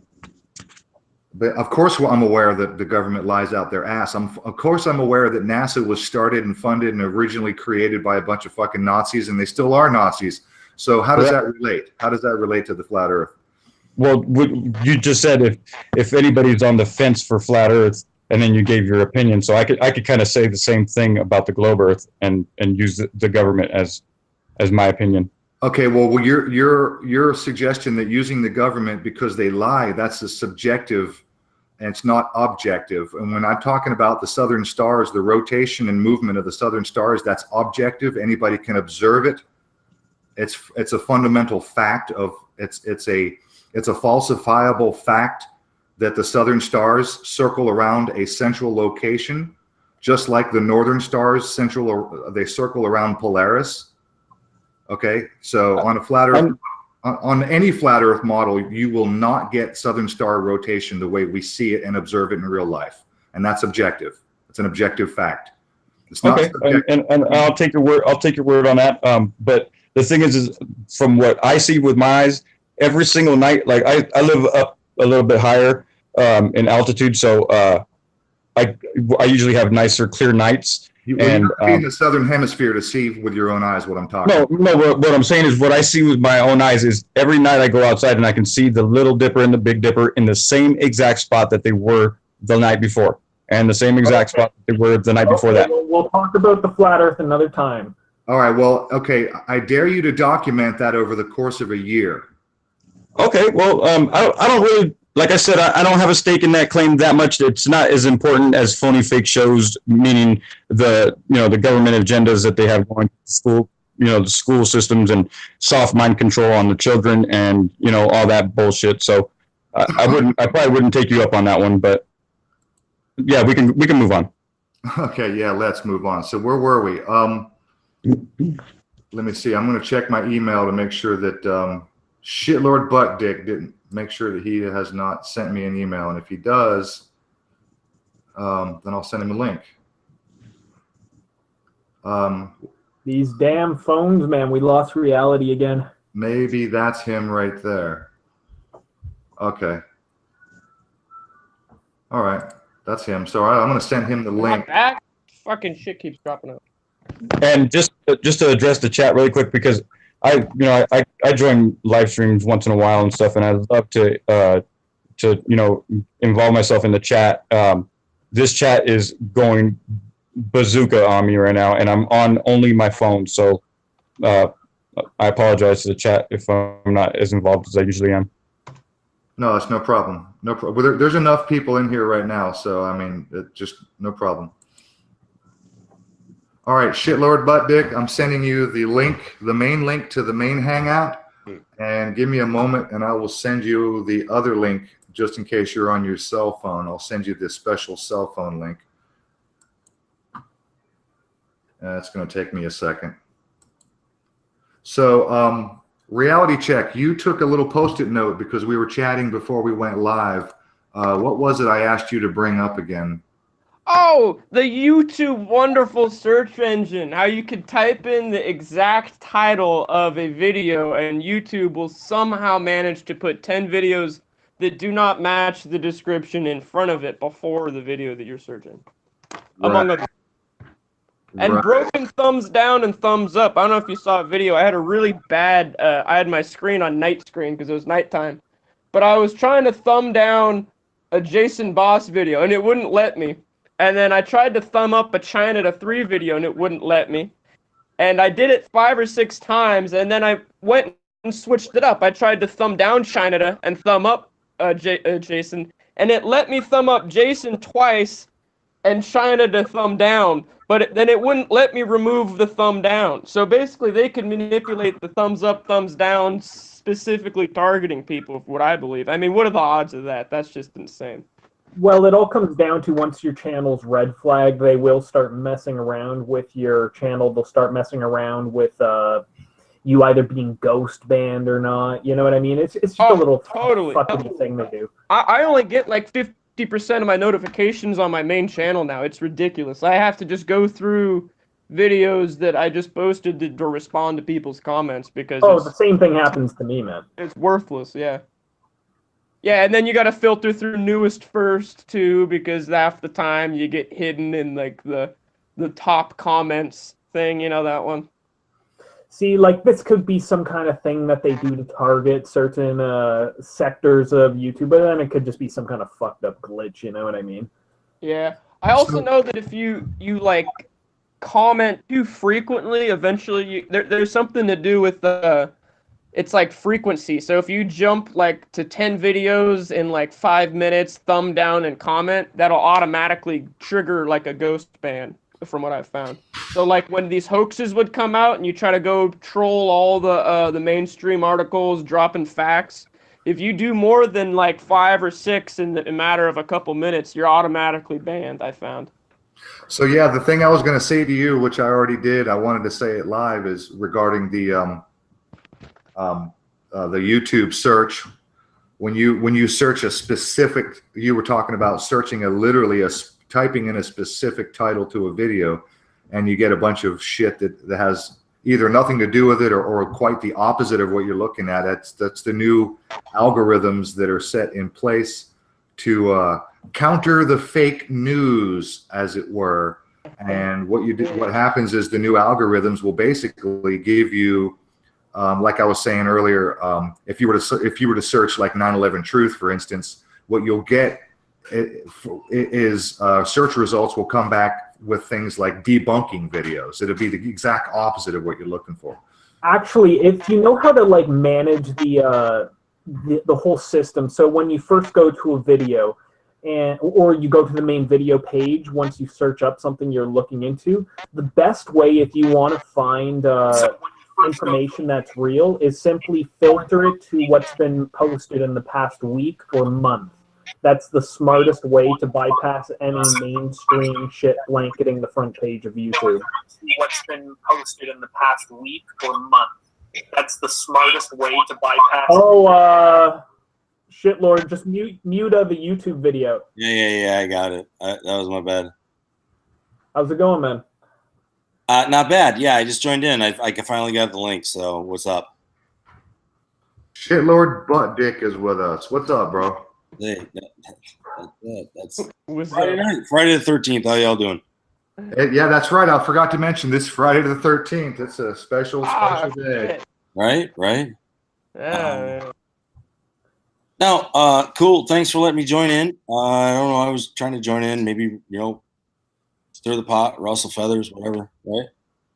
You're here to ruffle feathers? Nah, I'm drinking beers, but yeah, I can. I'm not. Well, what did you have you wanted to add? I mean, earlier you acted like we were on a subject or talk about something that you wanted to get in on. So Yeah, what was that? That was like, what was that? 20 minutes ago? 10 minutes ago? Yeah. So you don't remember either? No. Oh no. I do know the moment you were talking about, but I don't know what the fucking subject was on. So, anyways.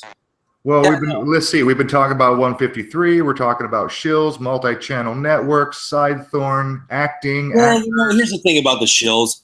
I can also attest. Sorry for coming in here late and kind of putting in my 2 cents in a little bit late and interrupting you guys. But I was on 153 and I was up for about 2 months. There was one occasion where I refreshed my page and all my shit was gone. So I thought it was a glitch. So I re-uploaded all my content. About 3-4 days later, I went to go refresh the page and sign in again. All my shit was gone. And then I re-uploaded it again, thinking that, this might be some kind of glitch. And then the third time, I was like, fool me once, fool me twice. Fuck you guys. Fuck that. I was completely erased from the whole platform, never to be seen again, man. Well, here, let me ask this question to y'all.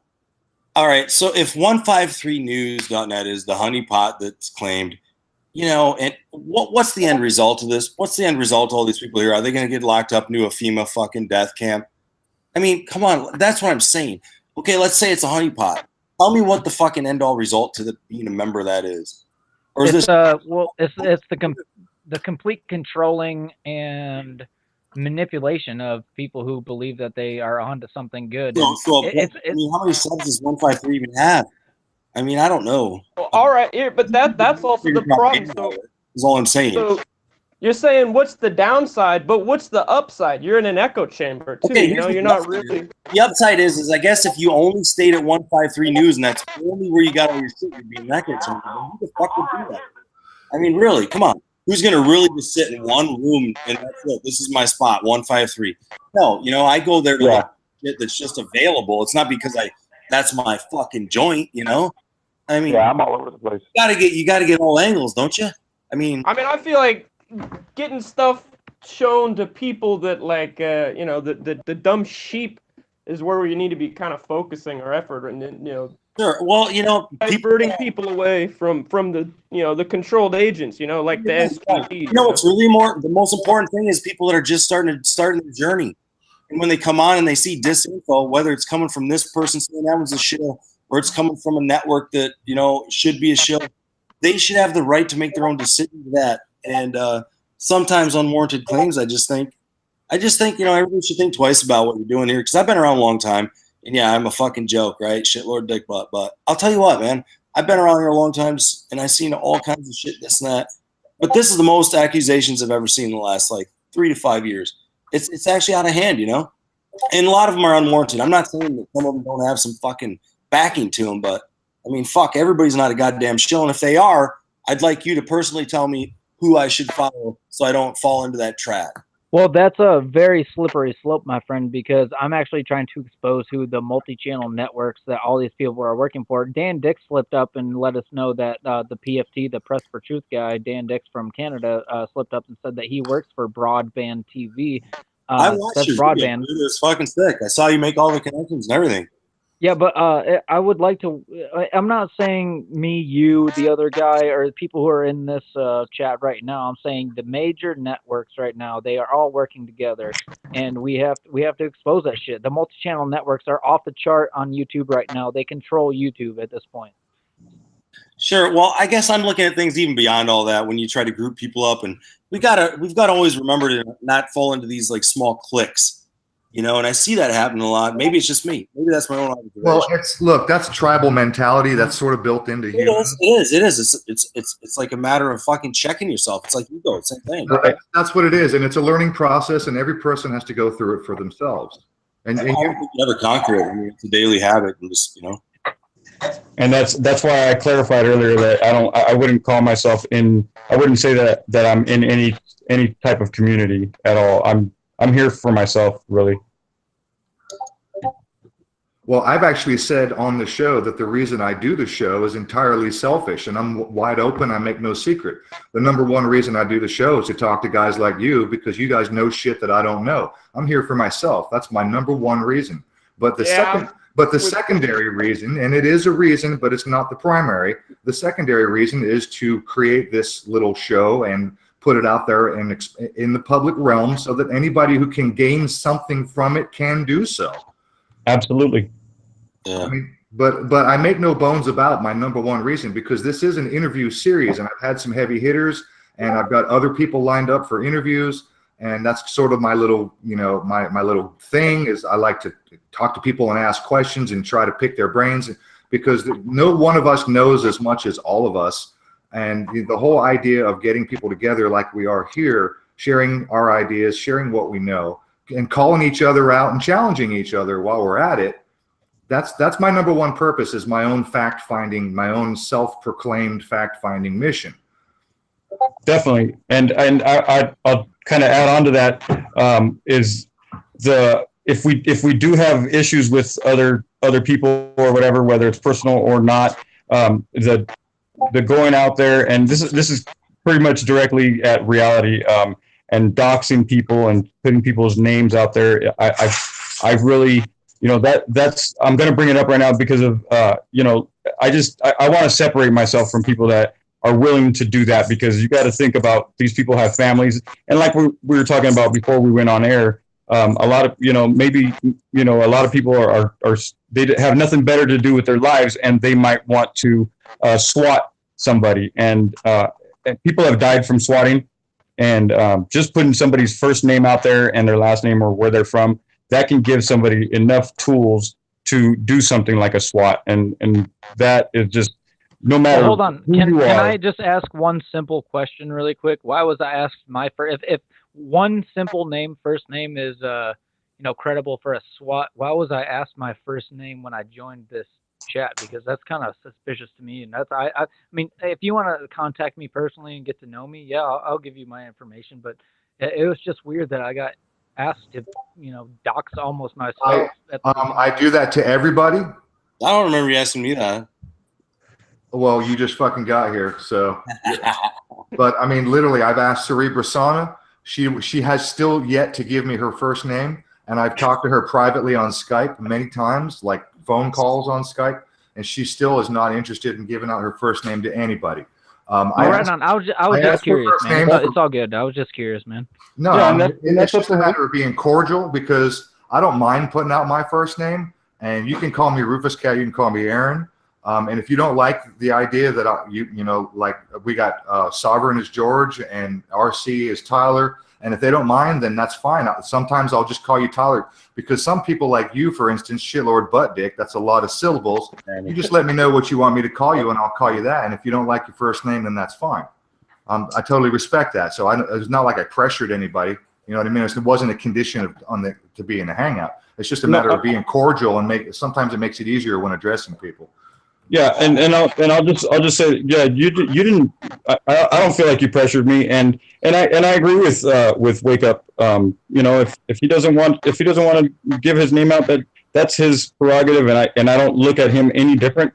And the way you came at me, I don't look at you any different either. So let's not get too far into that. Was pressured. I asked you one time, and I told you right off the bat that if you don't want to, it's totally fine.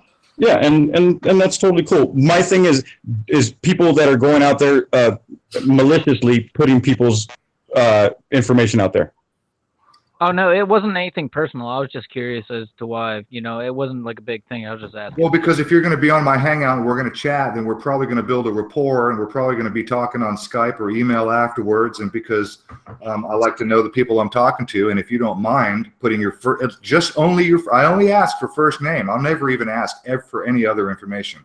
But if you're Well, cool, I'll give you my middle name. you can give me whatever name you want, just whatever you want me to call you. I mean, if you want me to call you RC, or if you want me to call you Tyler. No, I think this is silly. There's nothing wrong with asking for a fucking name. I think that maybe we should just say, what do we want to be called to address you? Maybe that way we don't have the doxing concern. But yeah, I think we should have a name that's simple that we could address each other. Look, some people are concerned about being doxed, and some people don't give a fuck. Like me, I don't give a fuck.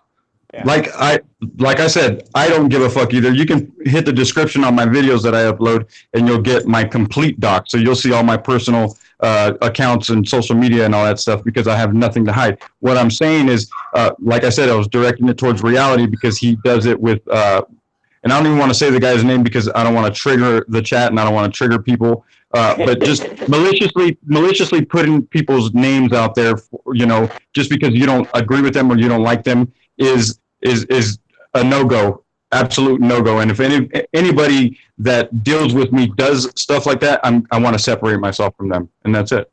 Totally. Also, real quick, George, your microphone is a little hot again. Sorry about that. I'm gonna turn mine up.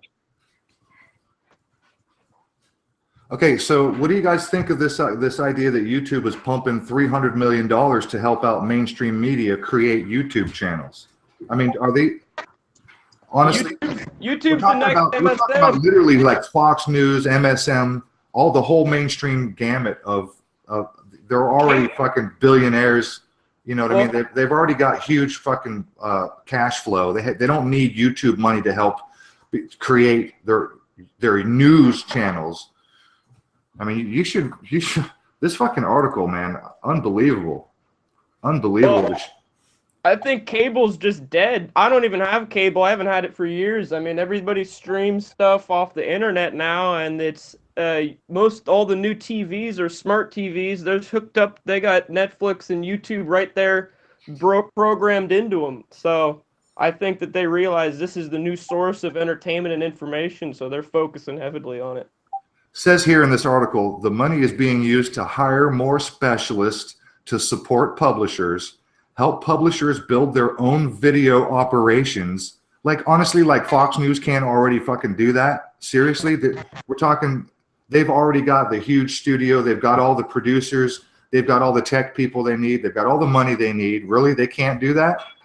It says here to build their own video operations and create a working group with news organizations to come up with new video product features and improve news on YouTube. You know, the reason that people go to alternative news channels like on YouTube is because they're sick and tired of the biased mainstream news. They don't trust mainstream news. And, you know, they're looking for different personalities that they resonate with. They're looking for different perspectives that are not necessarily biased by huge, you know, big money interests. And here we go, YouTube, between the purges that have already happened with channels that are primarily doing what we're doing, is they're just breaking down the news or putting out news stories or trying to highlight various news stories. You know, like what was that, last week or 2 weeks ago when I highlighted the Malibu tent shooting with the big pharma chemist was murdered in his tent with his 2 daughters. Nobody was talking about that. I mean, none even of the other alternative channels. I think I was like the only one that brought it up. And I thought that was a big deal. This guy was a big-time chemist for a big-time pharma, And not to mention that his fucking GoFundMe page was up to $130,000.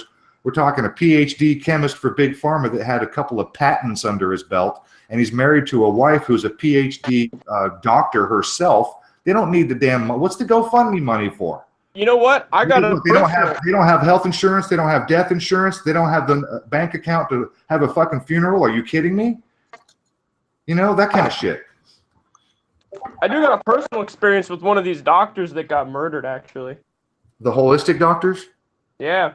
So my wife's brother was autistic, and he came down with it around the age of 4, I believe.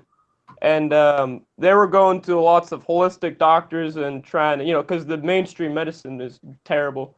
And it was out here, we're in California, so now I could dox me more. But they were going to a place out, I believe in Berkeley, and it turns out that the day before the guy was murdered, essentially, or if he was found dead, but that's pretty obvious of what the case was. And then later on, there was also another lady here in California that did a holistic schooling alternative to the mainstream schooling, where she had like a homeschool, and her house was burnt down to the ground and had to close up her entire business because of that. So I know that the holistic doctor murders is a real thing that goes on. Man, this article goes on to says, quote, "News is important and we're committed to working with you to help the industry," said Neil Mohan, Chief Product Officer at YouTube, speaking to news executives and reporters at a YouTube-hosted event to announce the initiative. Quote, "We must do a much better job of supporting quality journalism," bullshit, "and the news industry as a whole." Why does YouTube need to even be involved with supporting the news industry? They don't have enough money of their own. That the mainstream media doesn't have enough money of their own. Mainstream media can't produce their own fucking YouTube videos.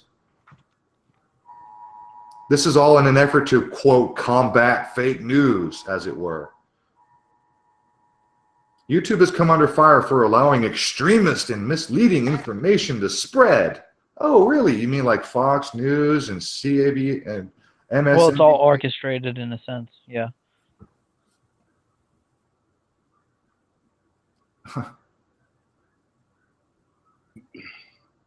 Let me see here.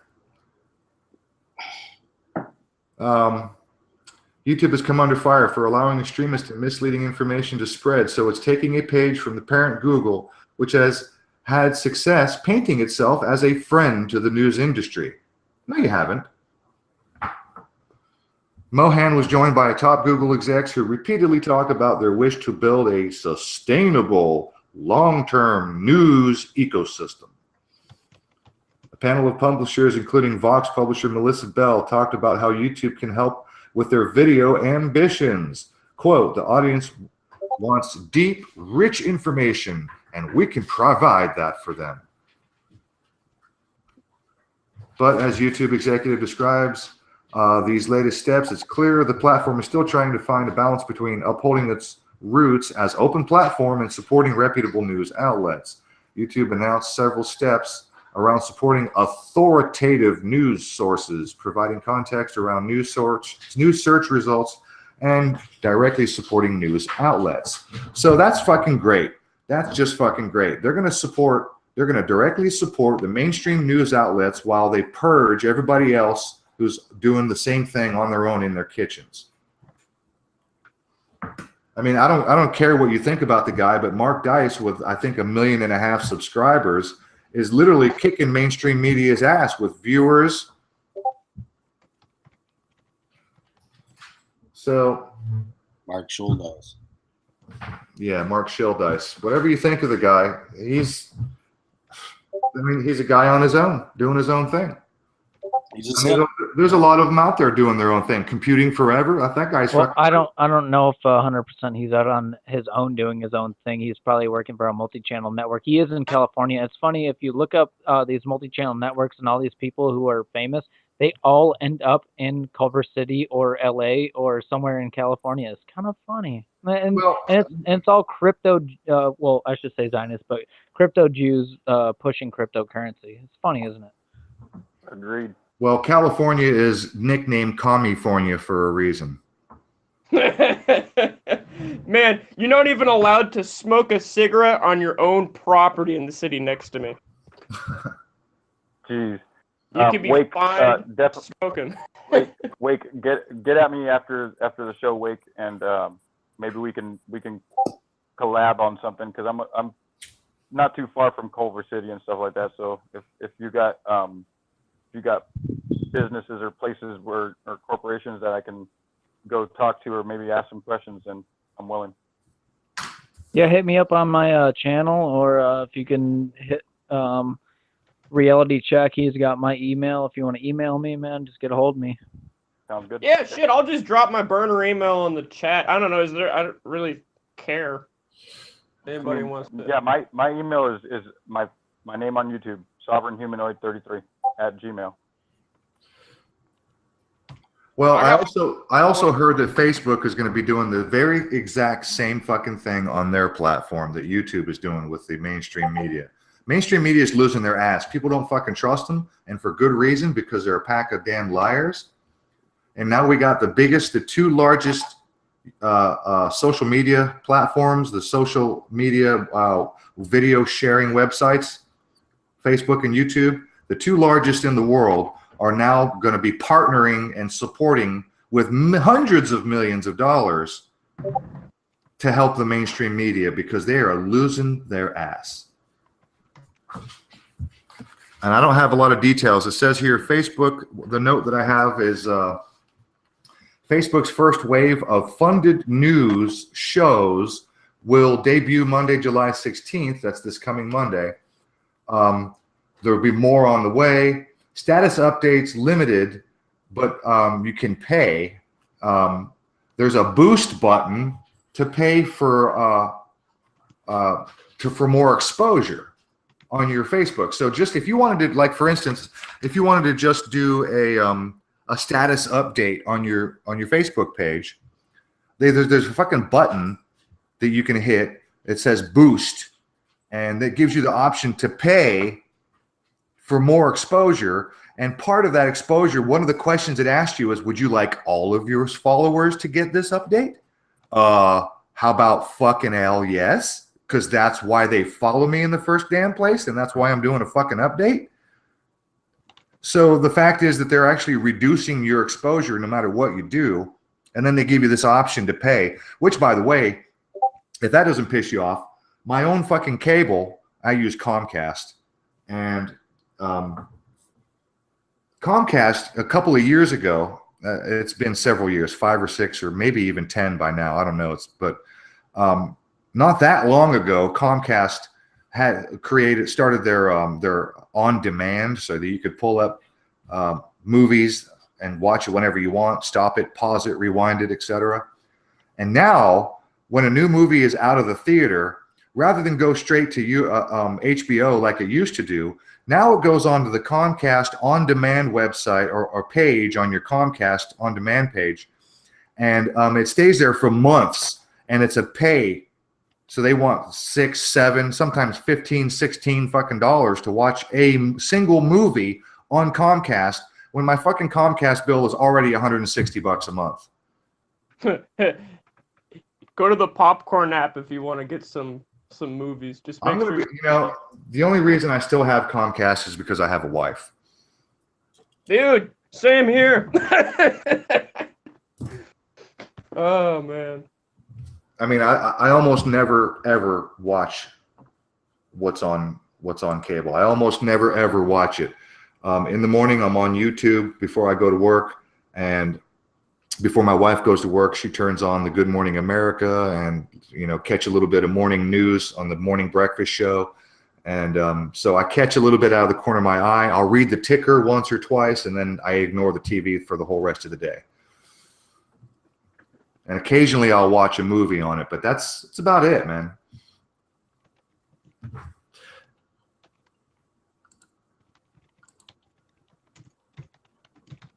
Hey, listen, you guys, I've got some really bad storms rolling in. So just in the slight case that you lose me, you guys just continue your chat. If for any reason I lose power or lose internet, the Hangout will continue for, I think, 10 or 15 minutes, and then it'll automatically shut off. So just in case I disappear, that's what happened. Oh shit! The deep state chemtrail storm's taking out Rufus. It's actually geoengineering now. You don't say chemtrail because people are onto them. So Harp is now directing the storm to be right over top of Roof. Yeah. What's your guys' take on that fucking crap? What's that energy weapon crap? I can't think of the acronym right now. Directed energy weapon? Yeah, the directed energy shit. You mean like, for the 9/11? Oh yeah, the dudes, no, the DEWs is what you're talking about. DEWs, directed energy. Yeah. Honestly, not to offend anyone, but I think it's total bullshit. I'd lean towards bullshit, but when you think about it, the actual science behind it, if they were in theory able to create microwaves on that level, is possible. The only thing is you'd be cooking the shit out of everybody around there. Only fake show. I mean, it's literally your microwave. I mean, that's what a microwave is. It's just a certain frequency of electromagnetic waves. And that's basically what HARP is. It's the same exact fucking thing. They just slightly change the frequency, but it's all electromagnetic waves exciting particles kind of a deal, and it excites some particles more than others, being metals or water, is something that conducts electricity. See, my whole thing with everything is electrical. Honestly, my whole thing with the whole conspiracy side of YouTube at this point is, like, I hardly care at all anymore about some of these more out there wacky theories and shit, man. I'm trying to get back to the whole heart of what this shit used to be about, was about being anti-military industrial complex, anti-interventionism overseas. You know what I mean? Yeah, you know what? That's a good point. You know what I've actually recently been doing is I popped a bunch of Easter eggs and some random ghost channels that nobody knows about 9/11 for our 9/11 anniversary that's going to be coming up in a couple months here.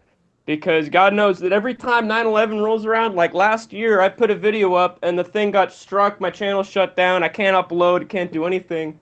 So I'm kind of pre-planning to throw out Easter eggs all over the place, and hopefully they get picked up and they're on burner accounts that I don't really care about. So I agree with Gandalf as well. There's so much stuff out there where I feel like, a lot of the stuff is just repetitive after a while, and like I said, High Impact Flicks, I used to look at his videos for his symbolism, calling out symbolism in like pop music and mainstream and all that stuff. But I don't really care to go into that too much anymore because I can see it for myself, So I don't watch his videos as much as I used to. I've actually gotten into more of like etymology and stuff like that. Oh, really? Well, then you know what? I'll invite you to come join us because I'm going to be doing an etymology show very soon. Awesome. Yeah, definitely. We'll talk about that. You brought up that shirt that woke you up. The guy was wearing a shirt that said government. That was etymology. Control the mind, govern the mind, meant. The Latin word is meant. That Latin suffix applies to almost every other word, like entertainment. Yeah. To Latin entertain and the Greek. mind, shit Latin like that. Greek are the main ones. But yeah. Or even liberty. What's the real meaning of liberty? Is that actually liberty and freedom aren't the same thing? The sailors are given liberty, or your prisoners are given liberty at the yard for free time. Liberty stems from maritime law. Yeah, that's kind of where I was going. Because a ship has liberty. That's right. And that has to do with everything to do with commerce. Yes, and that sounds like another show that would be a good show to hit on too. I'm not sure if you touched on that one on. Oh yeah. Black's Law stuff. That'd be interesting. Yes, that's really good stuff. That is a deep subject, though. That shit could go on forever. The subject of law, and when it comes to like etymology, do you know where the word testify comes from? Testicles. No. That's right. Testicles. That's correct. Yep. And that's absolutely why correct. women couldn't be leaders or anything like that, because they didn't have balls to grab. That's right, because this is Jewish law. This is Semitic law. Yep. This is very, very ancient, because when you accuse your Jewish brethren, you better be fucking telling the truth, or they're going to take your balls off. And when you go to testify, to give your testimony or your testament, which is another Latin ment, Mensa. having to do with the mind, which is, you know, we want to know what's in your mind, what's in your heart and your soul. So you would hold your balls and you would testify, and you would say, this is what I know to be true, and here are my balls, take them if you can prove me wrong.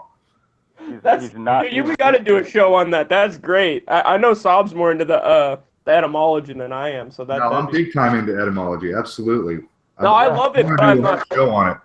And all it takes is just, I mean, it's that Google search engine is like, you know, just like the yin and the yang. You know, it's good and it's evil, and you know, it's just we just got to do our research. We just got to get out there and actually spend some time doing research, man, and people will learn this stuff. It's so interesting to me, like Rufus was saying, that etymology, and I mean that you can do so many years of research on just that topic. It's pretty good, and it all ties into the way they speak in not only court but also the shit that they spew on television as well. You know, you can get a lot of biscuits that they're throwing out there when you're actually listening to the words and the full definition meaning of the words and how they're trying to say it. Karen McCardle in the chat said, I think it's a typo. I think she said she's never even owned a Bible until 2015. Hey, Karen, pay particular attention. Open up Genesis chapter 38. One of my favorite stories is there's an old tradition a long, long time ago that when your brother dies, it was your job as a brother to fuck your dead brother's widow so that his bloodline could carry on. So in other words, it was your job to impregnate your dead brother's widow so that your bloodline would continue on. In Genesis chapter 38, son of Judah, the guy's name was for no apparent reason other than the Bible says that he was unrighteous in God's eyes. God kills because apparently he was too unrighteous, and wife she didn't have any children, so it was Judah's second son, Onan. It was his job to impregnate the wife, and Onan didn't want to because he knew the children would not be considered his, and so it even says in the Bible that he pulled out and spilled his seed on the floor. So he pulled out and comes on the floor. Fucking gross. And then later on, the wife, and by the way, God gets mad at Onan for not doing his job, kills him. And then the wife, who still hasn't had any children, puts a veil on her face and goes and whores herself around town trying to get pregnant, ultimately tricking her father-in-law, Judah, into fucking her and ultimately getting pregnant. Wonderful stories in the Bible. Just read that thing cover to cover. One of my favorite quotes of Isaac Asimov is, and I'll probably have to paraphrase, I think he said, the most potent force for atheism ever created was the Bible. Just read that fucking Bible and you'll be an atheist before it's over. Hey, Rufus, I got a question. Yeah. So what's your take on evolution then? I'm curious. What's my take on evolution? Yeah, no, I mean just kind of while we're on the fucking subject of the beginning. It's 100% fact. It's been proven on so many levels. There's so much information on evolution that's absolutely documented and absolutely repeated and proven on so many levels. I don't even know where to start. There's absolutely 100% no question that evolution is the real deal. We witness it, we watch it, we can make it happen. And I know this is a super simplistic explanation, but just look at dogs, cats, cows, corn, bananas. These are all things that have been domesticated through selective breeding. So you give it 1,000,000 years without human intervention, and then you have natural selection. So absolutely, there's no question. And on the subject of evolution, one of the big things, here's a big stickler point with, like, for instance, Christian apologists, because I must have listened to hundreds of hours of atheist debates between apologists and prominent atheists, Dawkins and Hitchens and Harris and you name it, the whole shebang, Aaron Ra and David Silverman and Bart Ehrman and Richard Carrier. Just there's a huge list of people that I've listened to, hundreds of hours of debates. One of the big questions is abiogenesis. Where did the first life, or how did the very, very first life form? From, they say you can't get something from nothing, et cetera, et cetera. That's the cosmological argument. But then there's the evolution side of things. And a lot of Christians themselves are actually on board with evolution. But unless you're, I think it's the Calvinists. But even though there are lots of Christians who subscribe to the idea of evolution, the big stickler, and this is, scientists can't answer this either. They throw up their hands and they say, we don't know. And that's fine. I don't know is a sufficient answer, instead of saying, oh, God did it, right? So I have a theory, and I'm pretty sure I'm not alone on this. If you're not familiar, look into cymatics. How do you spell that? Cymatics. Cymatics. Cymatics. Right on, got it. I've even done my own cymatic experiments in my basement. Cymatics is where it's the science. This is a real, verifiable, documented, well-known science where sound waves manipulate matter, and they cause particulate matter. Like, if you just Google, YouTube, just do a YouTube search for cymatics. Oh, that's like the 432, 440 hertz kind of stuff, how certain frequencies vibrate and create patterns. Yes, you might have seen the videos where a guy takes a speaker and he puts it on the floor and he puts a steel plate and he pours salt on it. He hooks the speaker up to a frequency generator, and then when you tweak the frequencies, the salt jumps into these delicate and intricate patterns that show all of the platonic solids in 3 dimensions and all kind of other patterns. Yeah. Well, there are documentaries going all the way back to the 60s on cymatics. No, I'm big into Tesla stuff. I'm kind of in the electrical field, and one of his things is to understand the universe, look into frequencies, and I'm blanking on the other one. All right. Well, I'm talking about abiogenesis. How did the very, very first life forms in the universe ever get their very first start? Well, you guys, I kind of want to go back on to the, we were going to get to the whole Q, the Great Awakening thing, you know what I mean? Yeah, I'm gonna jump out. We can switch to Q. I need to work on my vehicle.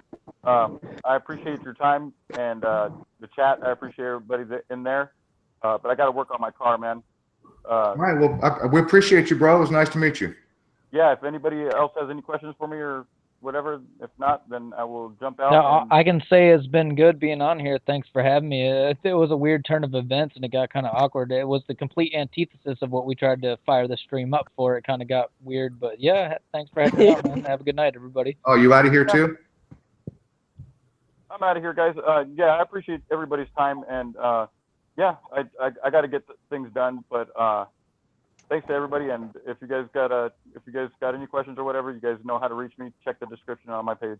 Yeah, cool. I'll be looking you up when we do our etymology show. All right, cheers, guys. Right on, bro. Hey, thanks, man. Thanks for joining us.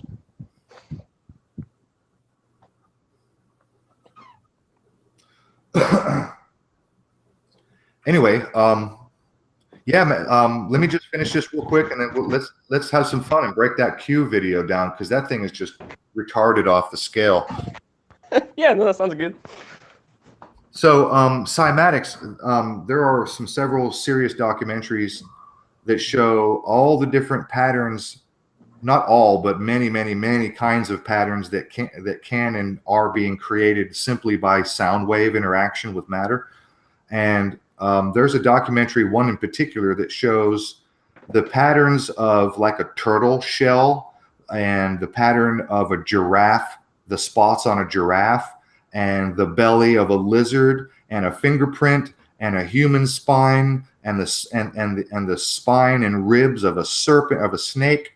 So cymatics literally causes matter to form into these shapes and patterns according to the frequency and the tone and the volume.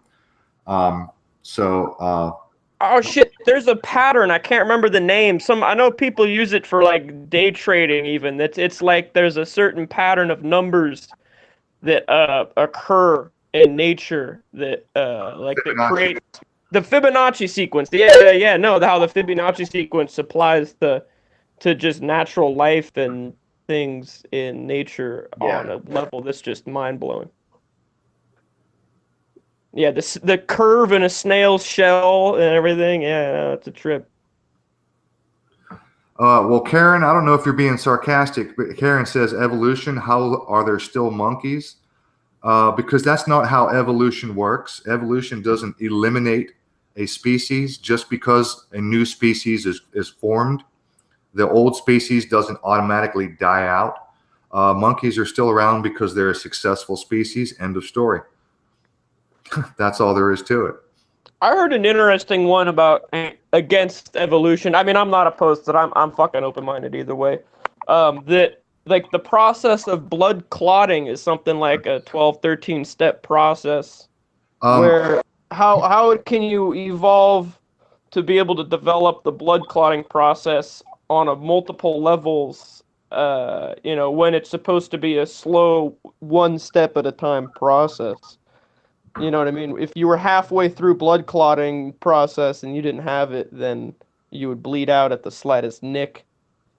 So you must have somehow developed all of the proper mutations at the same time, and then somehow found another being that I guess your mutations either interacted positively with or had the same or similar mutations, which is okay. Well, and if anybody's curious about the answers regarding evolution, look up PZ Myers and look up Aron Ra. That's ARON, capital RA, Aron Ra. Aron Ra and PZ Myers will explain evolution in more detail than you care to hear about. I appreciate it. I want to answer Karen's other question because it relates to what I was saying about cymatics. She said, what about the Schumann resonance? And that's a very, very, very good question because the Earth, most people probably already know, listening, I suppose, understand that the Earth puts out a frequency, a vibration. It's known as the Schumann resonance.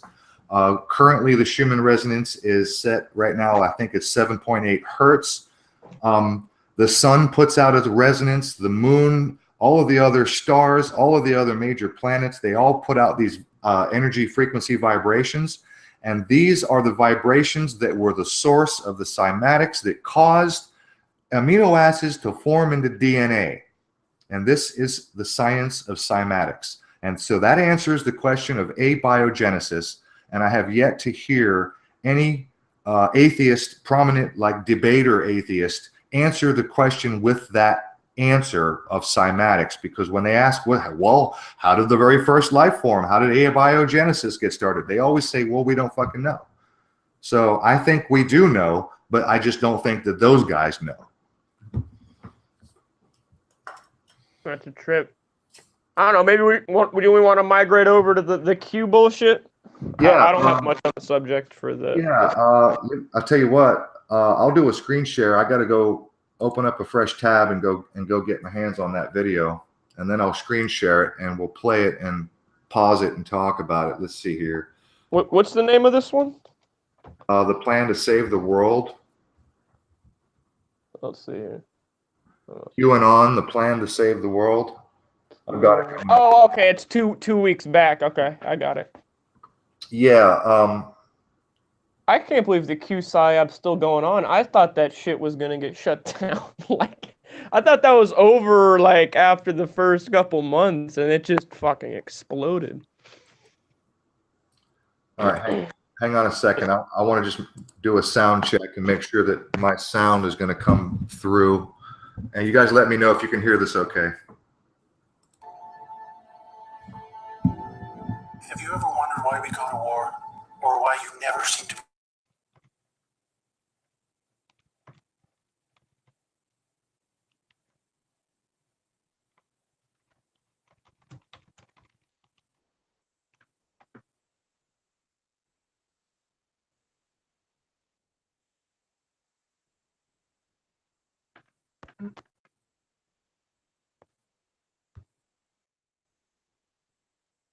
Fuck.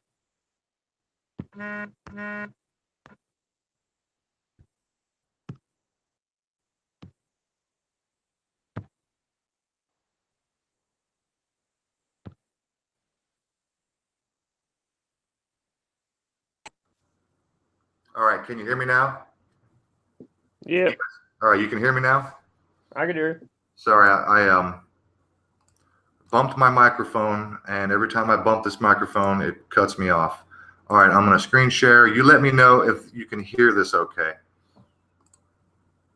Tell you a story. We acknowledge there are criminals, of course. They rob your house. They steal your phone. They can murder you too if they think they can get away with it. Can you hear that? We have all experienced criminals in one way or Yeah, another. the music's a little loud, but it's alright. We know are those who choose personal gain over the rights of others and have no regard for the law. But here is where you need to expand your thinking.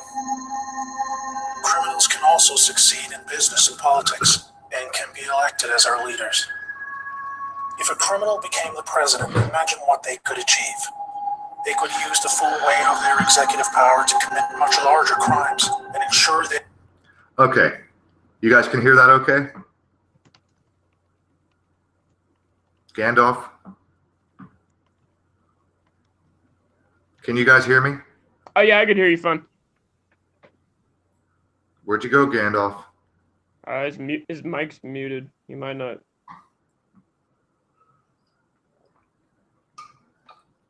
Okay, so this video starts out. This video starts out all ominous, very high production value, basically telling us all the shit that we already know, criminals in power, yada, yada, yada. more global criminal activities. Anything goes. Drug running, human trafficking, whatever makes the big bucks. So if you're not like fully awake and you watch this video, you're going to be really taken in by the first half of this video. It's ominous as fuck. The result of something more deliberate. We were taught that capitalism was the cause of a massive rich-poor divide and the reason for poverty, which in turn is the reason for war, crime, and starvation. Others were taught that communism, the system of equal wealth across all people, was really to blame for the mess. But you see, folks, it is none of these things. It is not our nature to fight and be racist. It is not in our nature to rob from others. What you must learn is that it was the criminals all along. Yes, they got power. More power than a criminal should ever have. They rose to the top of media companies that control our news and entertainment. Yes, yes, yes. The criminals are in power. They control the media. We know, we know, we know. Companies who have control over our food supply. Also big pharmaceutical companies, the ones we trust to help us when we're... Yep, they poison our food. They poison our air. They poison our water. They pump us full of pharmaceuticals. Yes, yes, yes. System of money called central banking, which lends money to governments with interest, placing countries into eternal debt. Oh, holy shit. Speaking of central banking, I got some information that might blow your socks off. Are you, by any chance, subscribed to Zach Leo Bumbar? Not me. All right. Well, check this guy out. His channel is called Zach Leo. Zach Leo? Yeah, it's Z-A-K-L-E-O. He used to be Zach Leo Bumbar. I think he dropped the Bumbar. Oh, you know, I just found him today, actually. I think so. I don't know how. But yeah, I recognize the Bumblebee. He just put out a video maybe a week ago about, it was an article that was published in the Swiss newspaper talking about fractional reserve banking. And most of us are pretty well aware that the fractional reserve banking system is that the bank only has to have like 10% of the funds. If they were to, like, for instance, if they loan out $100,000, they only have to be holding 10,000 to do it. So they create out of thin air. The 90,000 is created out of thin air. Yeah, it's legalized fraud. I think something like 90% of the currency is actually issued by the not the central bank, but rather the institutional banks on their loans that they Yes. are pulling out. Yeah, the Fed doesn't even make it. It's your Well, mortgage. Well, there's like a really important part of this video, and it's like just a little past halfway in. Yeah. Just real quick, I wanted to touch on this fractional reserve banking. Go watch Zach Leo's video on this subject, and I forget what the video title is. Just a fraction, I think. I see. Yeah, it. just a fraction. You'll be Yeah, fucking shocked, dude. You'll be absolutely shocked to find out how bad the fractional reserve banking has gotten. This 10%. Hey, you want to make me sorry? Will make me a moderator on my other channel? I'm all logged out, but I can't post links with this one. Yeah, give me just a second. You have to post a comment so I can see you. Yeah, I just said, hey, it's me. It's the blue RC Cola one. All right, there you are. And there it is. Okay, so go watch Zach Leo's video called Just a Fraction. And this is an article that came right out of Sweden from talking about the International Monetary Fund or the World Bank or something like that. And by comparison, if they loan out $1 million, they only have to have 10% of that.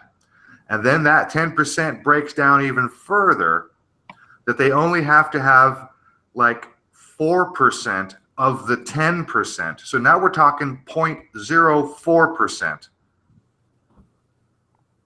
And then it breaks down even further, because then they can have different kinds of financial tools that they can use to fund, to show for the funds. And it breaks down even further, all the way down to 0.028%. Yeah, that sounds about right. Basically, we just hand out money at interest. So what I found interesting, so basically all of the Federal Reserve notes are a debt note. And so the way that I understood it, I may be wrong here, that the first note was issued at interest. So even the first note had a $1 plus interest owed to be owed back, yet there's only $1 in existence. So like mathematically, it's impossible to ever even pay it back. Is that kind of how other people are seeing this? That's exactly how it is. Okay, yeah, that made perfect sense to me. All right, Gandalf, you with us? I'm still here, bro. All right, let's move forward on this. You and me. We were not happy being ruled by criminals and having to work 3 jobs just to survive. Yada, yada, yada. We won't accept it. The whole first half of this video is all ominous to suck you in. Choices that led to a surge in broken homes, lost youth, and substance abuse. Yes, One yes. gone. He knew their intentions for us all. So far, everything he's saying is true. Sadly, he had no idea how rogue intelligence agencies. Yes, His rogue economic intelligence policies were agencies. promising, but the criminals needed a weak America to hold on to their power. Yes, Known as all the deep true. state, or cabal. because True, of how they true, control. true. With each bad president came new depths America and the world would sink. Yep. The world collapsed into darkness. Listen to the music. Do you need me to tell you how? Destroyed factories, declining Yes. job numbers. Yes. Do you think that was inevitable? No. Well, here is the top line. Here we go. Some good people still held positions of power. Oh, really? Really? Some good people still held positions of power. Here it comes. They valued humanity and the rule of law. While Are you showing Michael Flynn while you're saying those words? criminals discussed their game plan at the annual Bilderberg meetings, the good guys were making plans of their own. The good guys were making plans of their own. Really? You know, How the fuck do you know that? this good guy shit and the deep state popped up exactly when Trump showed up for office. If you go into Google Trends and put in deep state, Yeah. it didn't hardly exist until right there in December 2017. And as soon as Trump goes in office, the deep state becomes a huge trend. Yeah. You That's can on purpose. pipe up anytime, Gandalf. But for now, I want to know how this guy knows what he knows. He says the good guys are forming a plan. Really? How the fuck do you know that? The annual Bilderberg meetings, the good guys guys were making plans of their own. And you notice the music changed, right? It's all, uplifting and supportive music now, right? This is a high production video. Well, something came to me when I was watching this. It came to me that I don't even know if this is some kind of, a lot of these guys are claiming, it's some kind of intelligence agency behind directing this, but I think it's possible this could just simply be a Republican PAC that's behind this bullshit. You know what?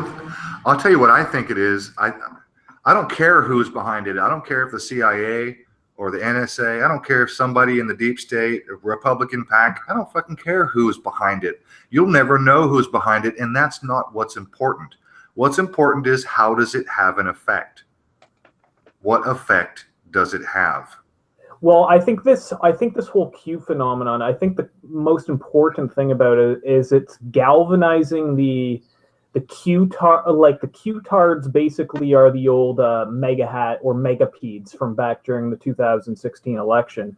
These were the guys that were the internet spamming people that would spam Trump bullshit everywhere. The Pepe the Frog type stuff. Trump's here to save us.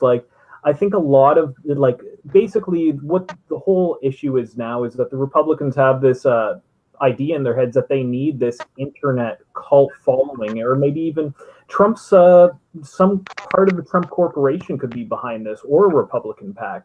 Well, Here, I got an idea. Look, How many? people are waking up, and that's no secret. People are waking up like crazy, and but the whole thing about this is it seems to be directing their anger, basically. So if you that's what it is. And these people basically have been completely suckered into this. Trump is he's really keep playing it. You guys will see. This video. This video is nothing but a giant pile of false hope dog shit. Hey, I got something. Do you guys know of a single Q big channel that is not in support of cryptocurrency? No. Oh, they probably all are. Yeah, well, I mean, I just saw a comment from Von der Leeuw that supposedly India just went cashless.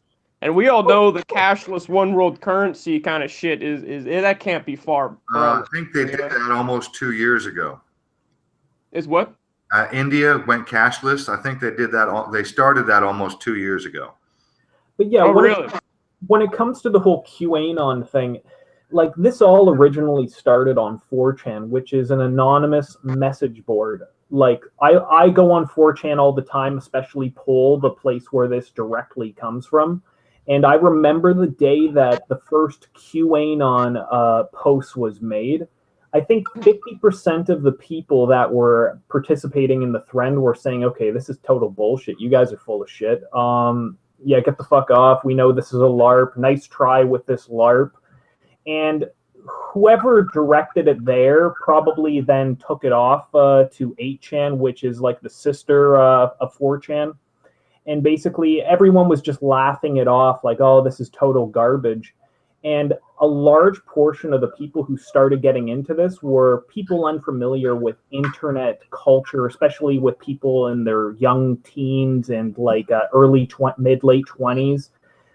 Everyone could see through it that's familiar with internet culture, but it seemed that it was people like Jerome Corsi who really jumped on this QAnon bandwagon, along with people maybe in their... It's for the newbies. It's for all the new people that are waking up, that are not fully awake, who don't see the big picture and see how everything ties together. It's for those people. Because people are waking up, and even people who are not, quote, woke, are still very aware of a hell of a lot of corruption and bullshit that's going on. And that's because of the damn internet, because of the free flow of information, which cannot be stopped at this point unless they crash the electrical grid and nobody has internet anymore.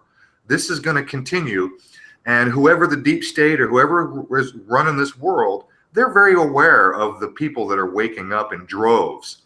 And this is a countermeasure. This is damage control. This is false hope to put everybody back in the pen. This is nothing more than the farmer looking out the window, seeing his sheep got out of the pen, and he calls his friends, and they all put the sheep back in the fucking pen.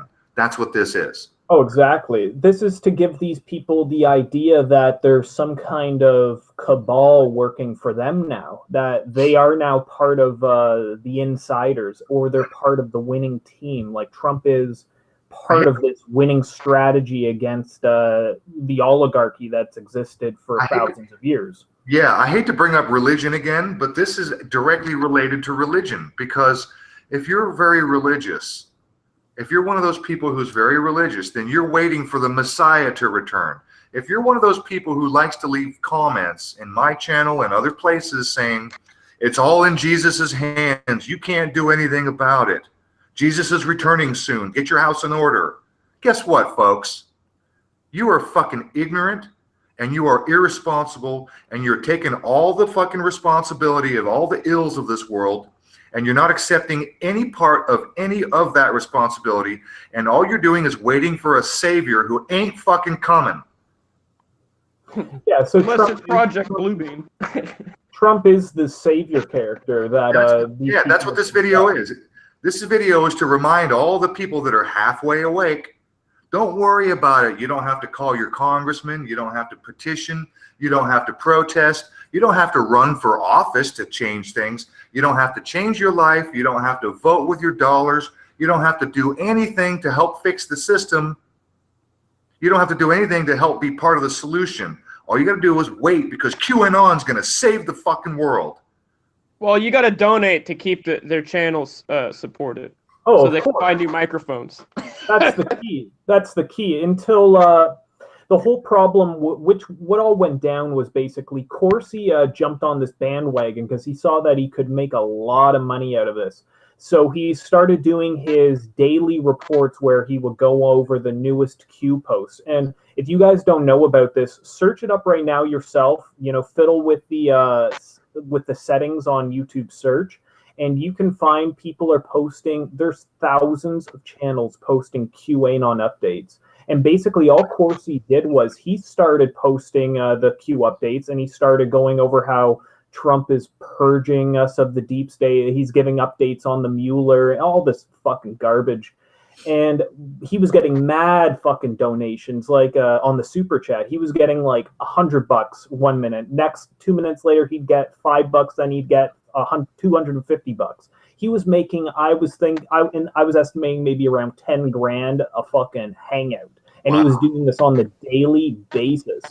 And he started coming out with this information saying that he actually had inside fucking contact with QAnon himself, somebody who no doubt ever fucking existed. And then he's saying that he's knows the trip code, blah, blah. Like, I'm not going to get into lingo of 8chan and 4chan. Didn't Alex Jones say he talked to QAnon? Yeah, both Corsi and Alex Jones were both claiming that they had the inside scoop, and they were actually in indirect and direct contact with QAnon. And then 8chan, the actual moderators and the people who actually run 8chan said that Corsi has no involvement. He has no inside information on the algorithms of our website. Whatever this person is telling you, he's obviously an opportunist in to make money.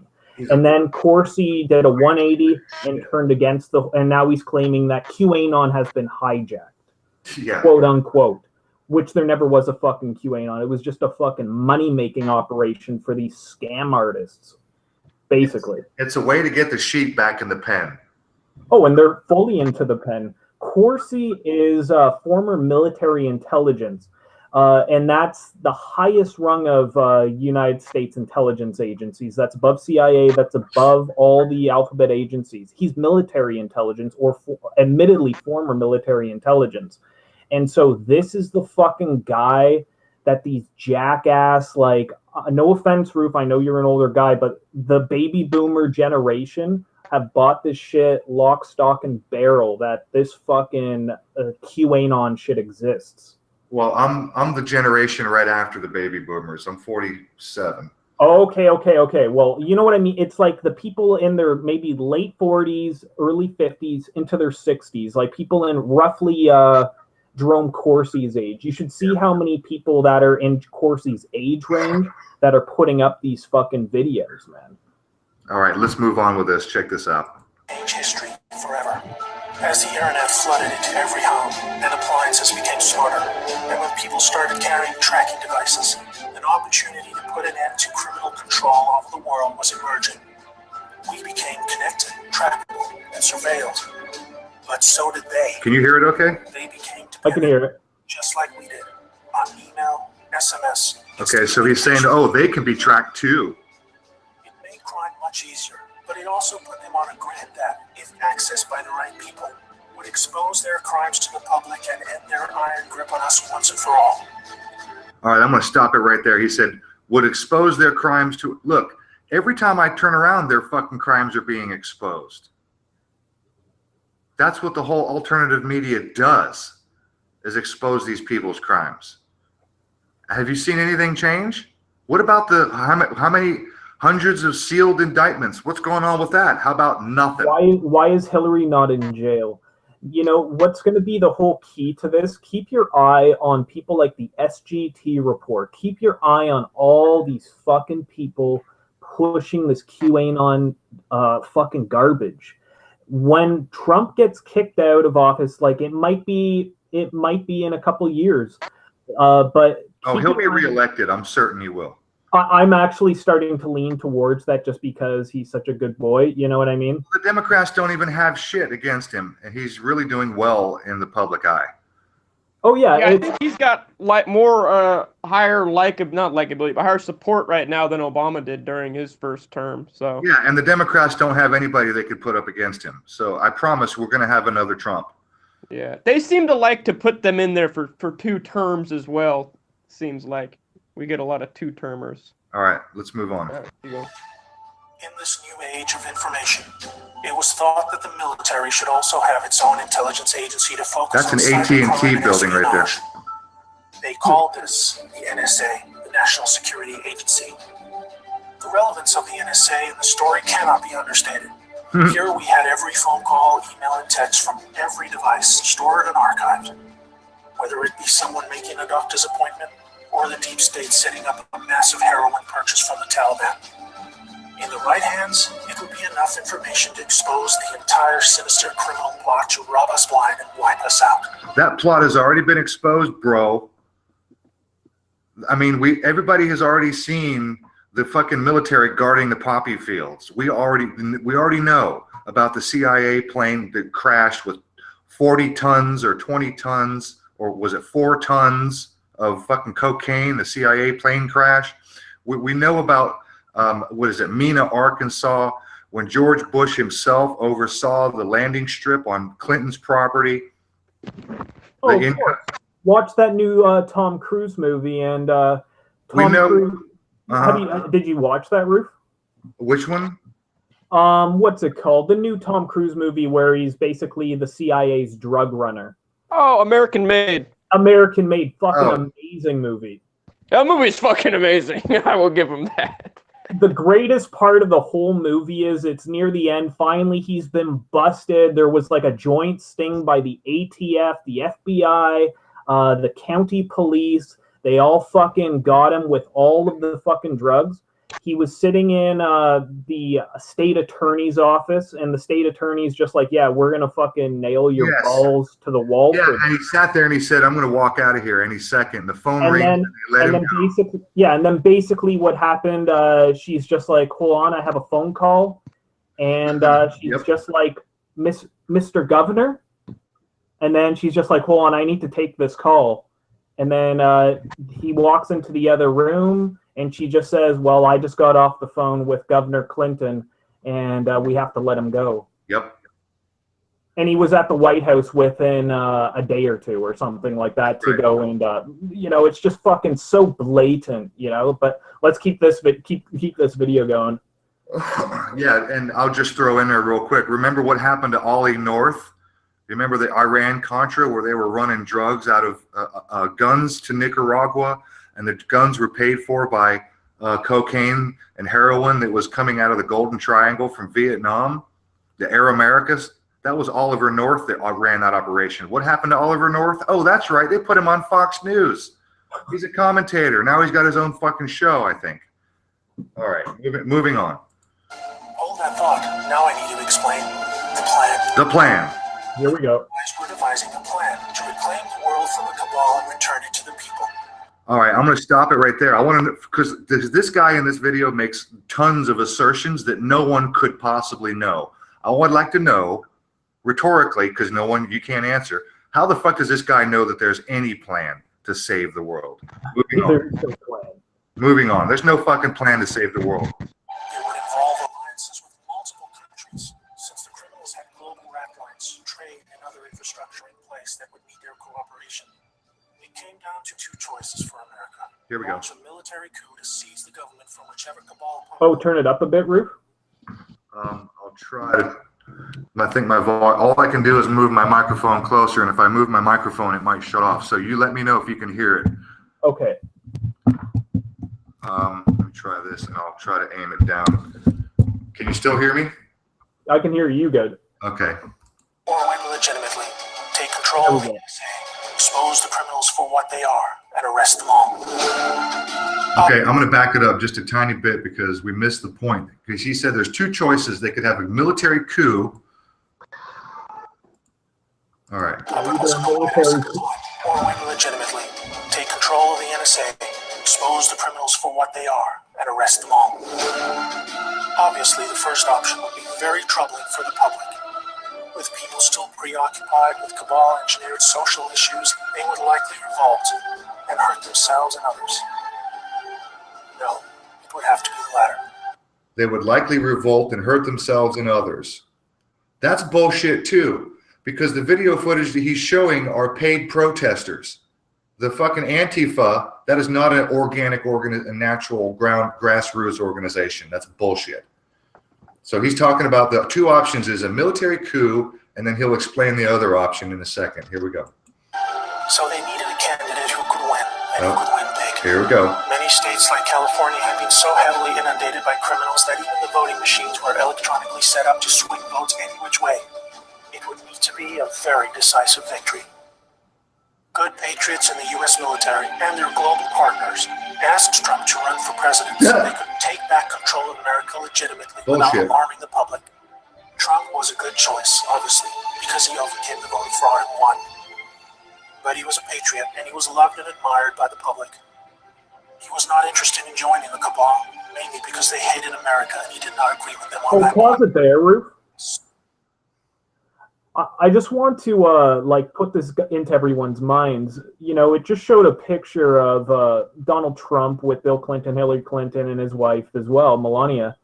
You know, the level of delusion that these people must have entered to not realize that these people are friends. Like, there is no contention between these two sides. You know what I mean? And no, exactly.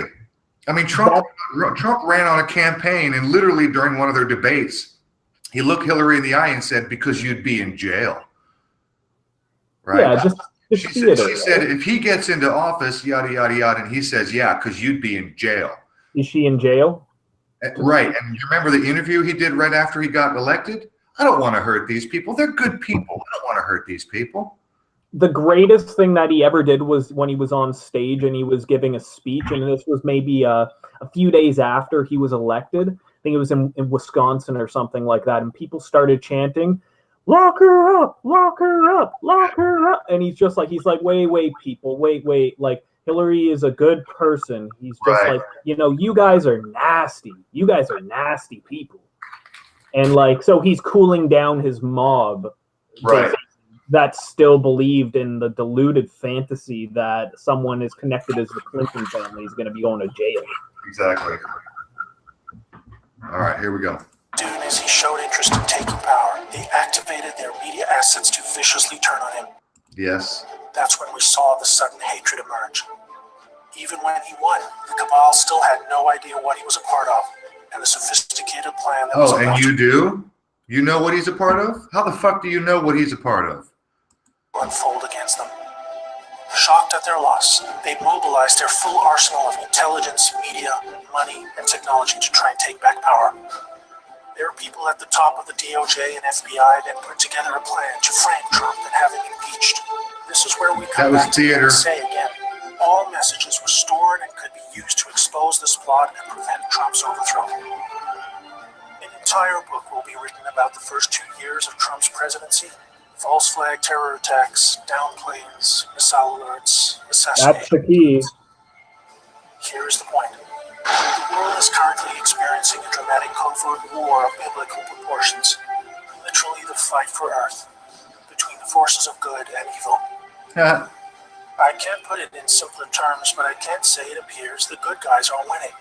The Cabal had complete control over North Korea.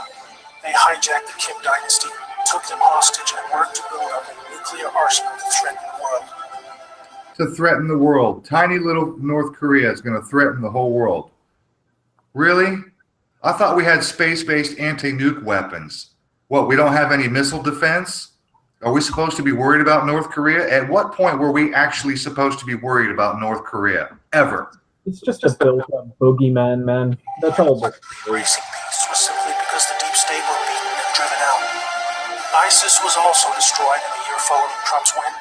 We are all starting to see the pattern now, that enough time has passed, that our biggest global concerns are starting to recede, and peace is returning. It is all evidence that the good guys are winning the war. But we are still in the middle.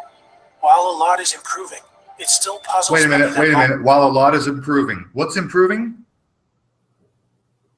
I'm not sure what's improving. Maybe someone can fill us in on this. Yeah, that's my question. That's my point. What's improving? Maybe someone could fill me in on what exactly is improving. California is in the fucking shithole. The price of gas is almost $3 again around here, at least. I don't know what it is out where you guys are. About $4. Yeah. I'm sorry. Is something supposed to be improving? What's improving? Trump's in office. Criminals are still free, especially the higher-ups like Hillary Clinton, the Bushes, and Obama. That is coming in the next chapter of the story. Okay, That's when? why we have Q. Oh. The good guys with control over the NSA began the Q. Wait. The good guys with control over the NSA. Yeah, no, you heard correctly. Pardon me while I vomit into my bucket. It's almost full, but all right, let's move on. Intelligence dissemination program to invoke an online grassroots movement that came to be called the Great Awakening. Ooh. It started on underground internet channels and then moved to the mainstream. Q has No, actually, it started way before the internet, but the internet exacerbated what was already happening. People were writing books. Bill Cooper was talking about this shit in 1994. Oh, here they're gonna show the main pushers. Okay, so when we started tonight, we started talking about the MCN networks, like the multi-channel networks, right? Now these guys, this guy here is Lionel Richie, I believe this is. Yeah, Lionel Nation, right? And so this is one of these main channels. They're going to show Destroying the Illusion as well. Some fucking kid that's like a miniature version of Glenn Beck. And these guys are all part of this circus of jackasses pushing this Q stuff. These are their YouTube. This is the YouTube arm of the QAnon garbage. A fun distraction for those who follow world events and desire truth, but it is about to begin a much more important and necessary phase, keeping the public informed. It's about to begin a much more important phase, keeping the public informed. Really?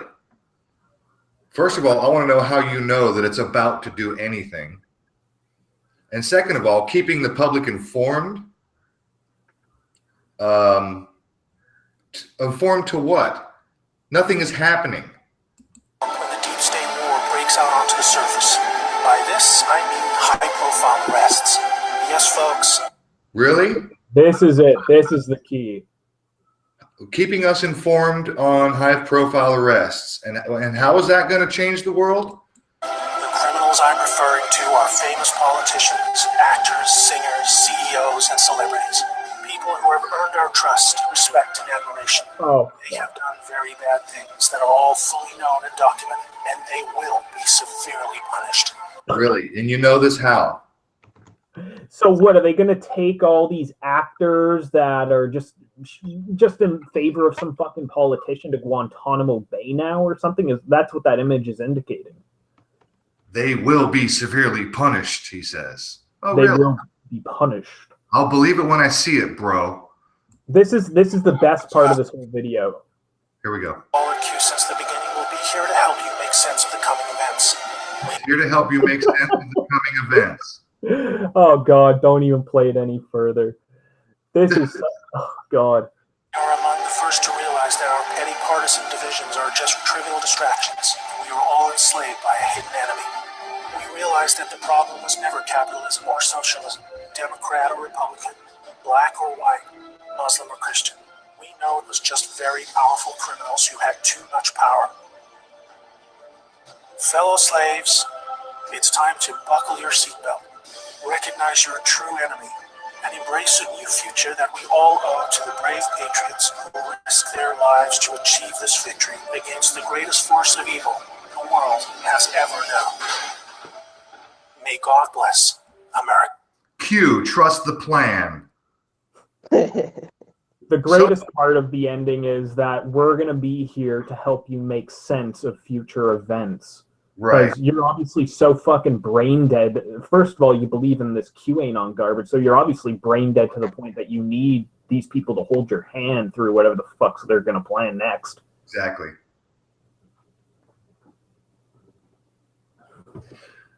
Unbelievable. Trust the plan. It's okay. Jesus is going to return. The Savior is going to fix everything. Don't worry about it. Yeah, good way to keep the people placid. That's for sure. Buckle your seatbelts, he says. In other words, sit back and wait for Q to save the world. He's going to be here to keep you informed. Keep the couch potatoes on the couch. That's right. Keep the couch potatoes on the couch. Exactly. Yeah, you know what I'm concerned about actually is the fucking you've heard about the internet ID, like an individual internet ID. I mean, at the moment we could create new channels and come back on after, but technically according to Google's guidelines, we're breaking the rules when we get back on. And I mean, if it becomes like Facebook and they say, all right, you have to put your real name or you got to upload your ID, your driver's license number. What the hell are we going to do then kind of thing? I think we need to start communicating on at least, maybe at least have an email contact list of people, because I see this probably getting worse as far as us being able to come back on after these purges. You know what I mean? Mad Pie Man's comment, he said, and the Oscar for Best Propaganda Piece goes to...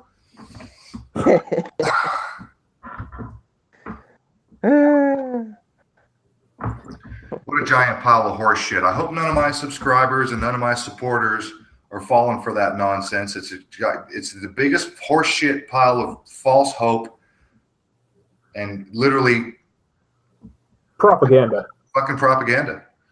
Like I started losing quite a few subscribers once I started saying that this destroying the illusion guy is full of shit. But what I want to say to all people that are thinking about making videos, don't ever care about offending some person that's going to disagree with you, because you'll just get more people that actually do agree with you. So lose the people that disagree, lose the people that believe in Q. You do not need people that are believing in Q to subscribe to your channel. I ain't too worried about offending fuckers. Yeah. Seriously, do not fucking care. Like, don't put yourself into some kind of fucking box where you're like, oh, I can't go against this conspiracy because there's I'm guessing 50% of people in this side of YouTube believe in this garbage. No, I think it's actually a good way to get attraction is whenever there's a big fucking thing that everybody's going for, there's always a group of people that go, all right, what's the other side? And those are the fuckers we want. It's 2018's Pizzagate. You know what I mean? Like, Pizzagate was just this load of garbage that all these channels jumped on board with, started pushing, and now it's like it's the same exact thing in 2018. It's the new Pizzagate, and it conveniently similar to Pizzagate was all started around the elections. This is all around your guys' midterm elections in the States. I find it very similar to WikiLeaks because it's a fucking rabbit hole. You could spend your entire day, every single day, going through everybody's decrypting of these cryptic messages. And, what does this coded sequence of words mean? Well, the coded sequence of words means bullshit. It's coming from the CIA. You're not going to get anything out of it, but you could watch their videos for the rest of your life. I think, it's a distraction. Distraction and a way to round up the semi-awake, Alex Jones crowd into a place where they still feel like they're getting fed truth. Yeah, I like what Big P just said. They're peeing on our back and telling you it's raining. Blue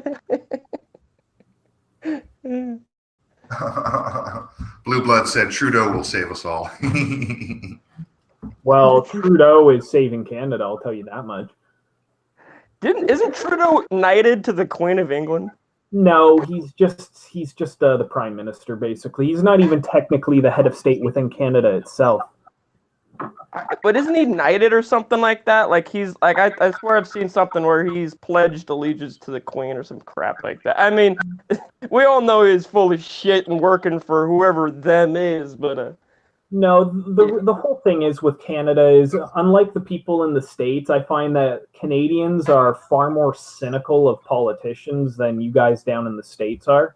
A lot of people in the States seem to be persuaded, but for the most part, like, we don't venerate our politicians. We call even the people who we vote for pieces of shit up here. Like, we despise most of our politicians up here because we know they're crooked. There's no illusion that they're saints for the most part. But it's a different culture, I guess, to a certain extent up here. Like, we know we have a ruling class. Like, you guys have your East Coast ruling class. We have our northeastern Ontario, southern Quebec ruling class. Yeah. No, I think that the Americans seem to have a deeper obsession with whatever their political mainstream TV personality of choice is, and they idolize the shit out of them. Your Sean Hannity's or your whoever it is, and they seem to just trip over themselves and love. What's so funny about this whole QAnon thing is, you guys know that Time's 25 most influential people of the year, one of them is QAnon? Fucking hell. I'm not joking either. Hold on, I gotta look this up. I wonder who else is on the list. I'm sure that's fucking a good laugh. Yeah, this is the state of things. It's absolutely insane. The most influential person is somebody that doesn't exist. Fucking hell. Oh, welcome to 2018. The most influential person is some 15-year-old kid in his basement. That duped a bunch of fucking idiots on 4chan and 8chan into believing his shit. Like, one of the funny things is, if you ever go on 4chan and you have an argument with these people, most of them seem like they're obsessed with Fox News. One thing they love is Fox News on a poll or on 4chan. And these are the guys pushing the QAnon, is Fox News watching, like, 65-year-olds and whatnot. Does the main people, like, on Fox News ever touch the Q thing? I mean, I'm so disconnected from the mainstream. Like, I think a few of them have, like, different larger media outlets have touched on QAnon. Time Magazine, for example, named I forget what number it was, but I know it was in the top 25 of the most influential people. One of them was QAnon. Yeah, now anything that breaks that level, you know something's up. I got a question for Adelaide, who said psychics are very real. Adelaide, can you name one that's real?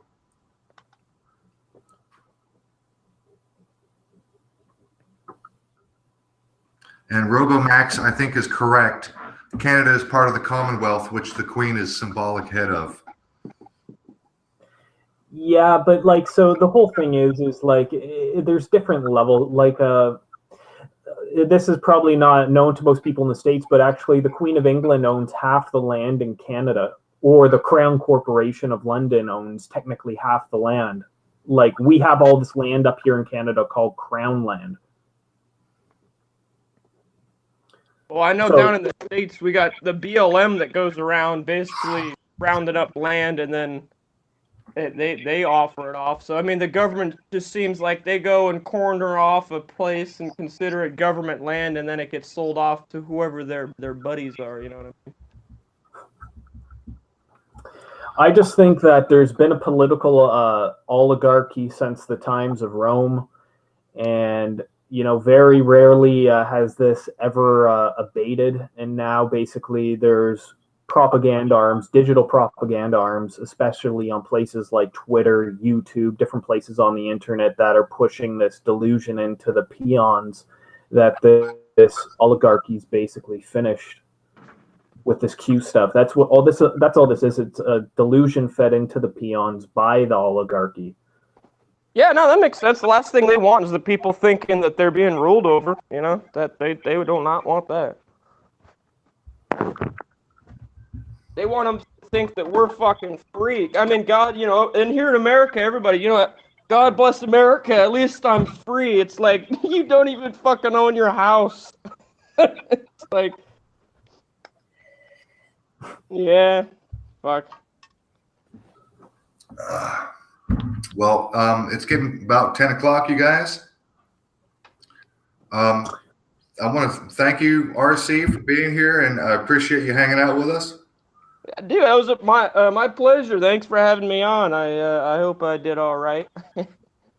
And thank you also to Sovereign and Wake Now. I think Wake Now got a little I don't know. He didn't really want to talk about the whole religion and stuff like that, man. So he kind of dropped out. You think that was what it was? Yeah, it was. Yeah, I think he was focused on the QAnon and the pedo LARPers. Well, I didn't want to focus on religion, but I mean, we get sidetracked and derailed. It's a 3-hour conversation, and plenty of people. It could go anywhere at any time. So, yeah, I talked with him though. He's a cool dude. I'd recommend him to anybody in the chat or whatever the hell. All right. Well, let's all remember that Amy could use our thoughts or if you're that type of person, our prayers. I don't particularly. Never mind. I'll leave my opinion out of it regarding prayers. But thoughts and prayers, whatever. Best wishes. Amy's hurting. We hope she's okay. We know that she went to the hospital for pancreatitis flare-up or some kind of issue relating to pancreatitis. So we hope Amy is okay. Amy, we love you. And one more time, I will say to Laz Valdez, you are still my friend. I have no animosity toward you whatsoever. And with that, let's just, I guess, go to final thoughts. You guys, what do you have to say at last minute here? Well, me personally, try and avoid the fluff associated with this type of information, like this whole alternative side of YouTube.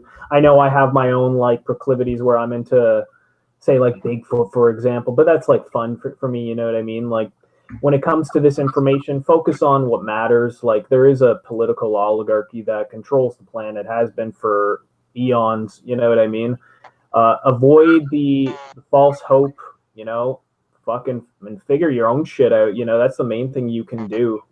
Don't depend on some fucking guru or fucking YouTube talking head to save you. Yeah, well, I say, hey, let's try and keep in touch with other means because YouTube is shit. So anybody welcome to email me. If my channel goes down, I'll shoot out a mass email to anybody that has emailed me. So.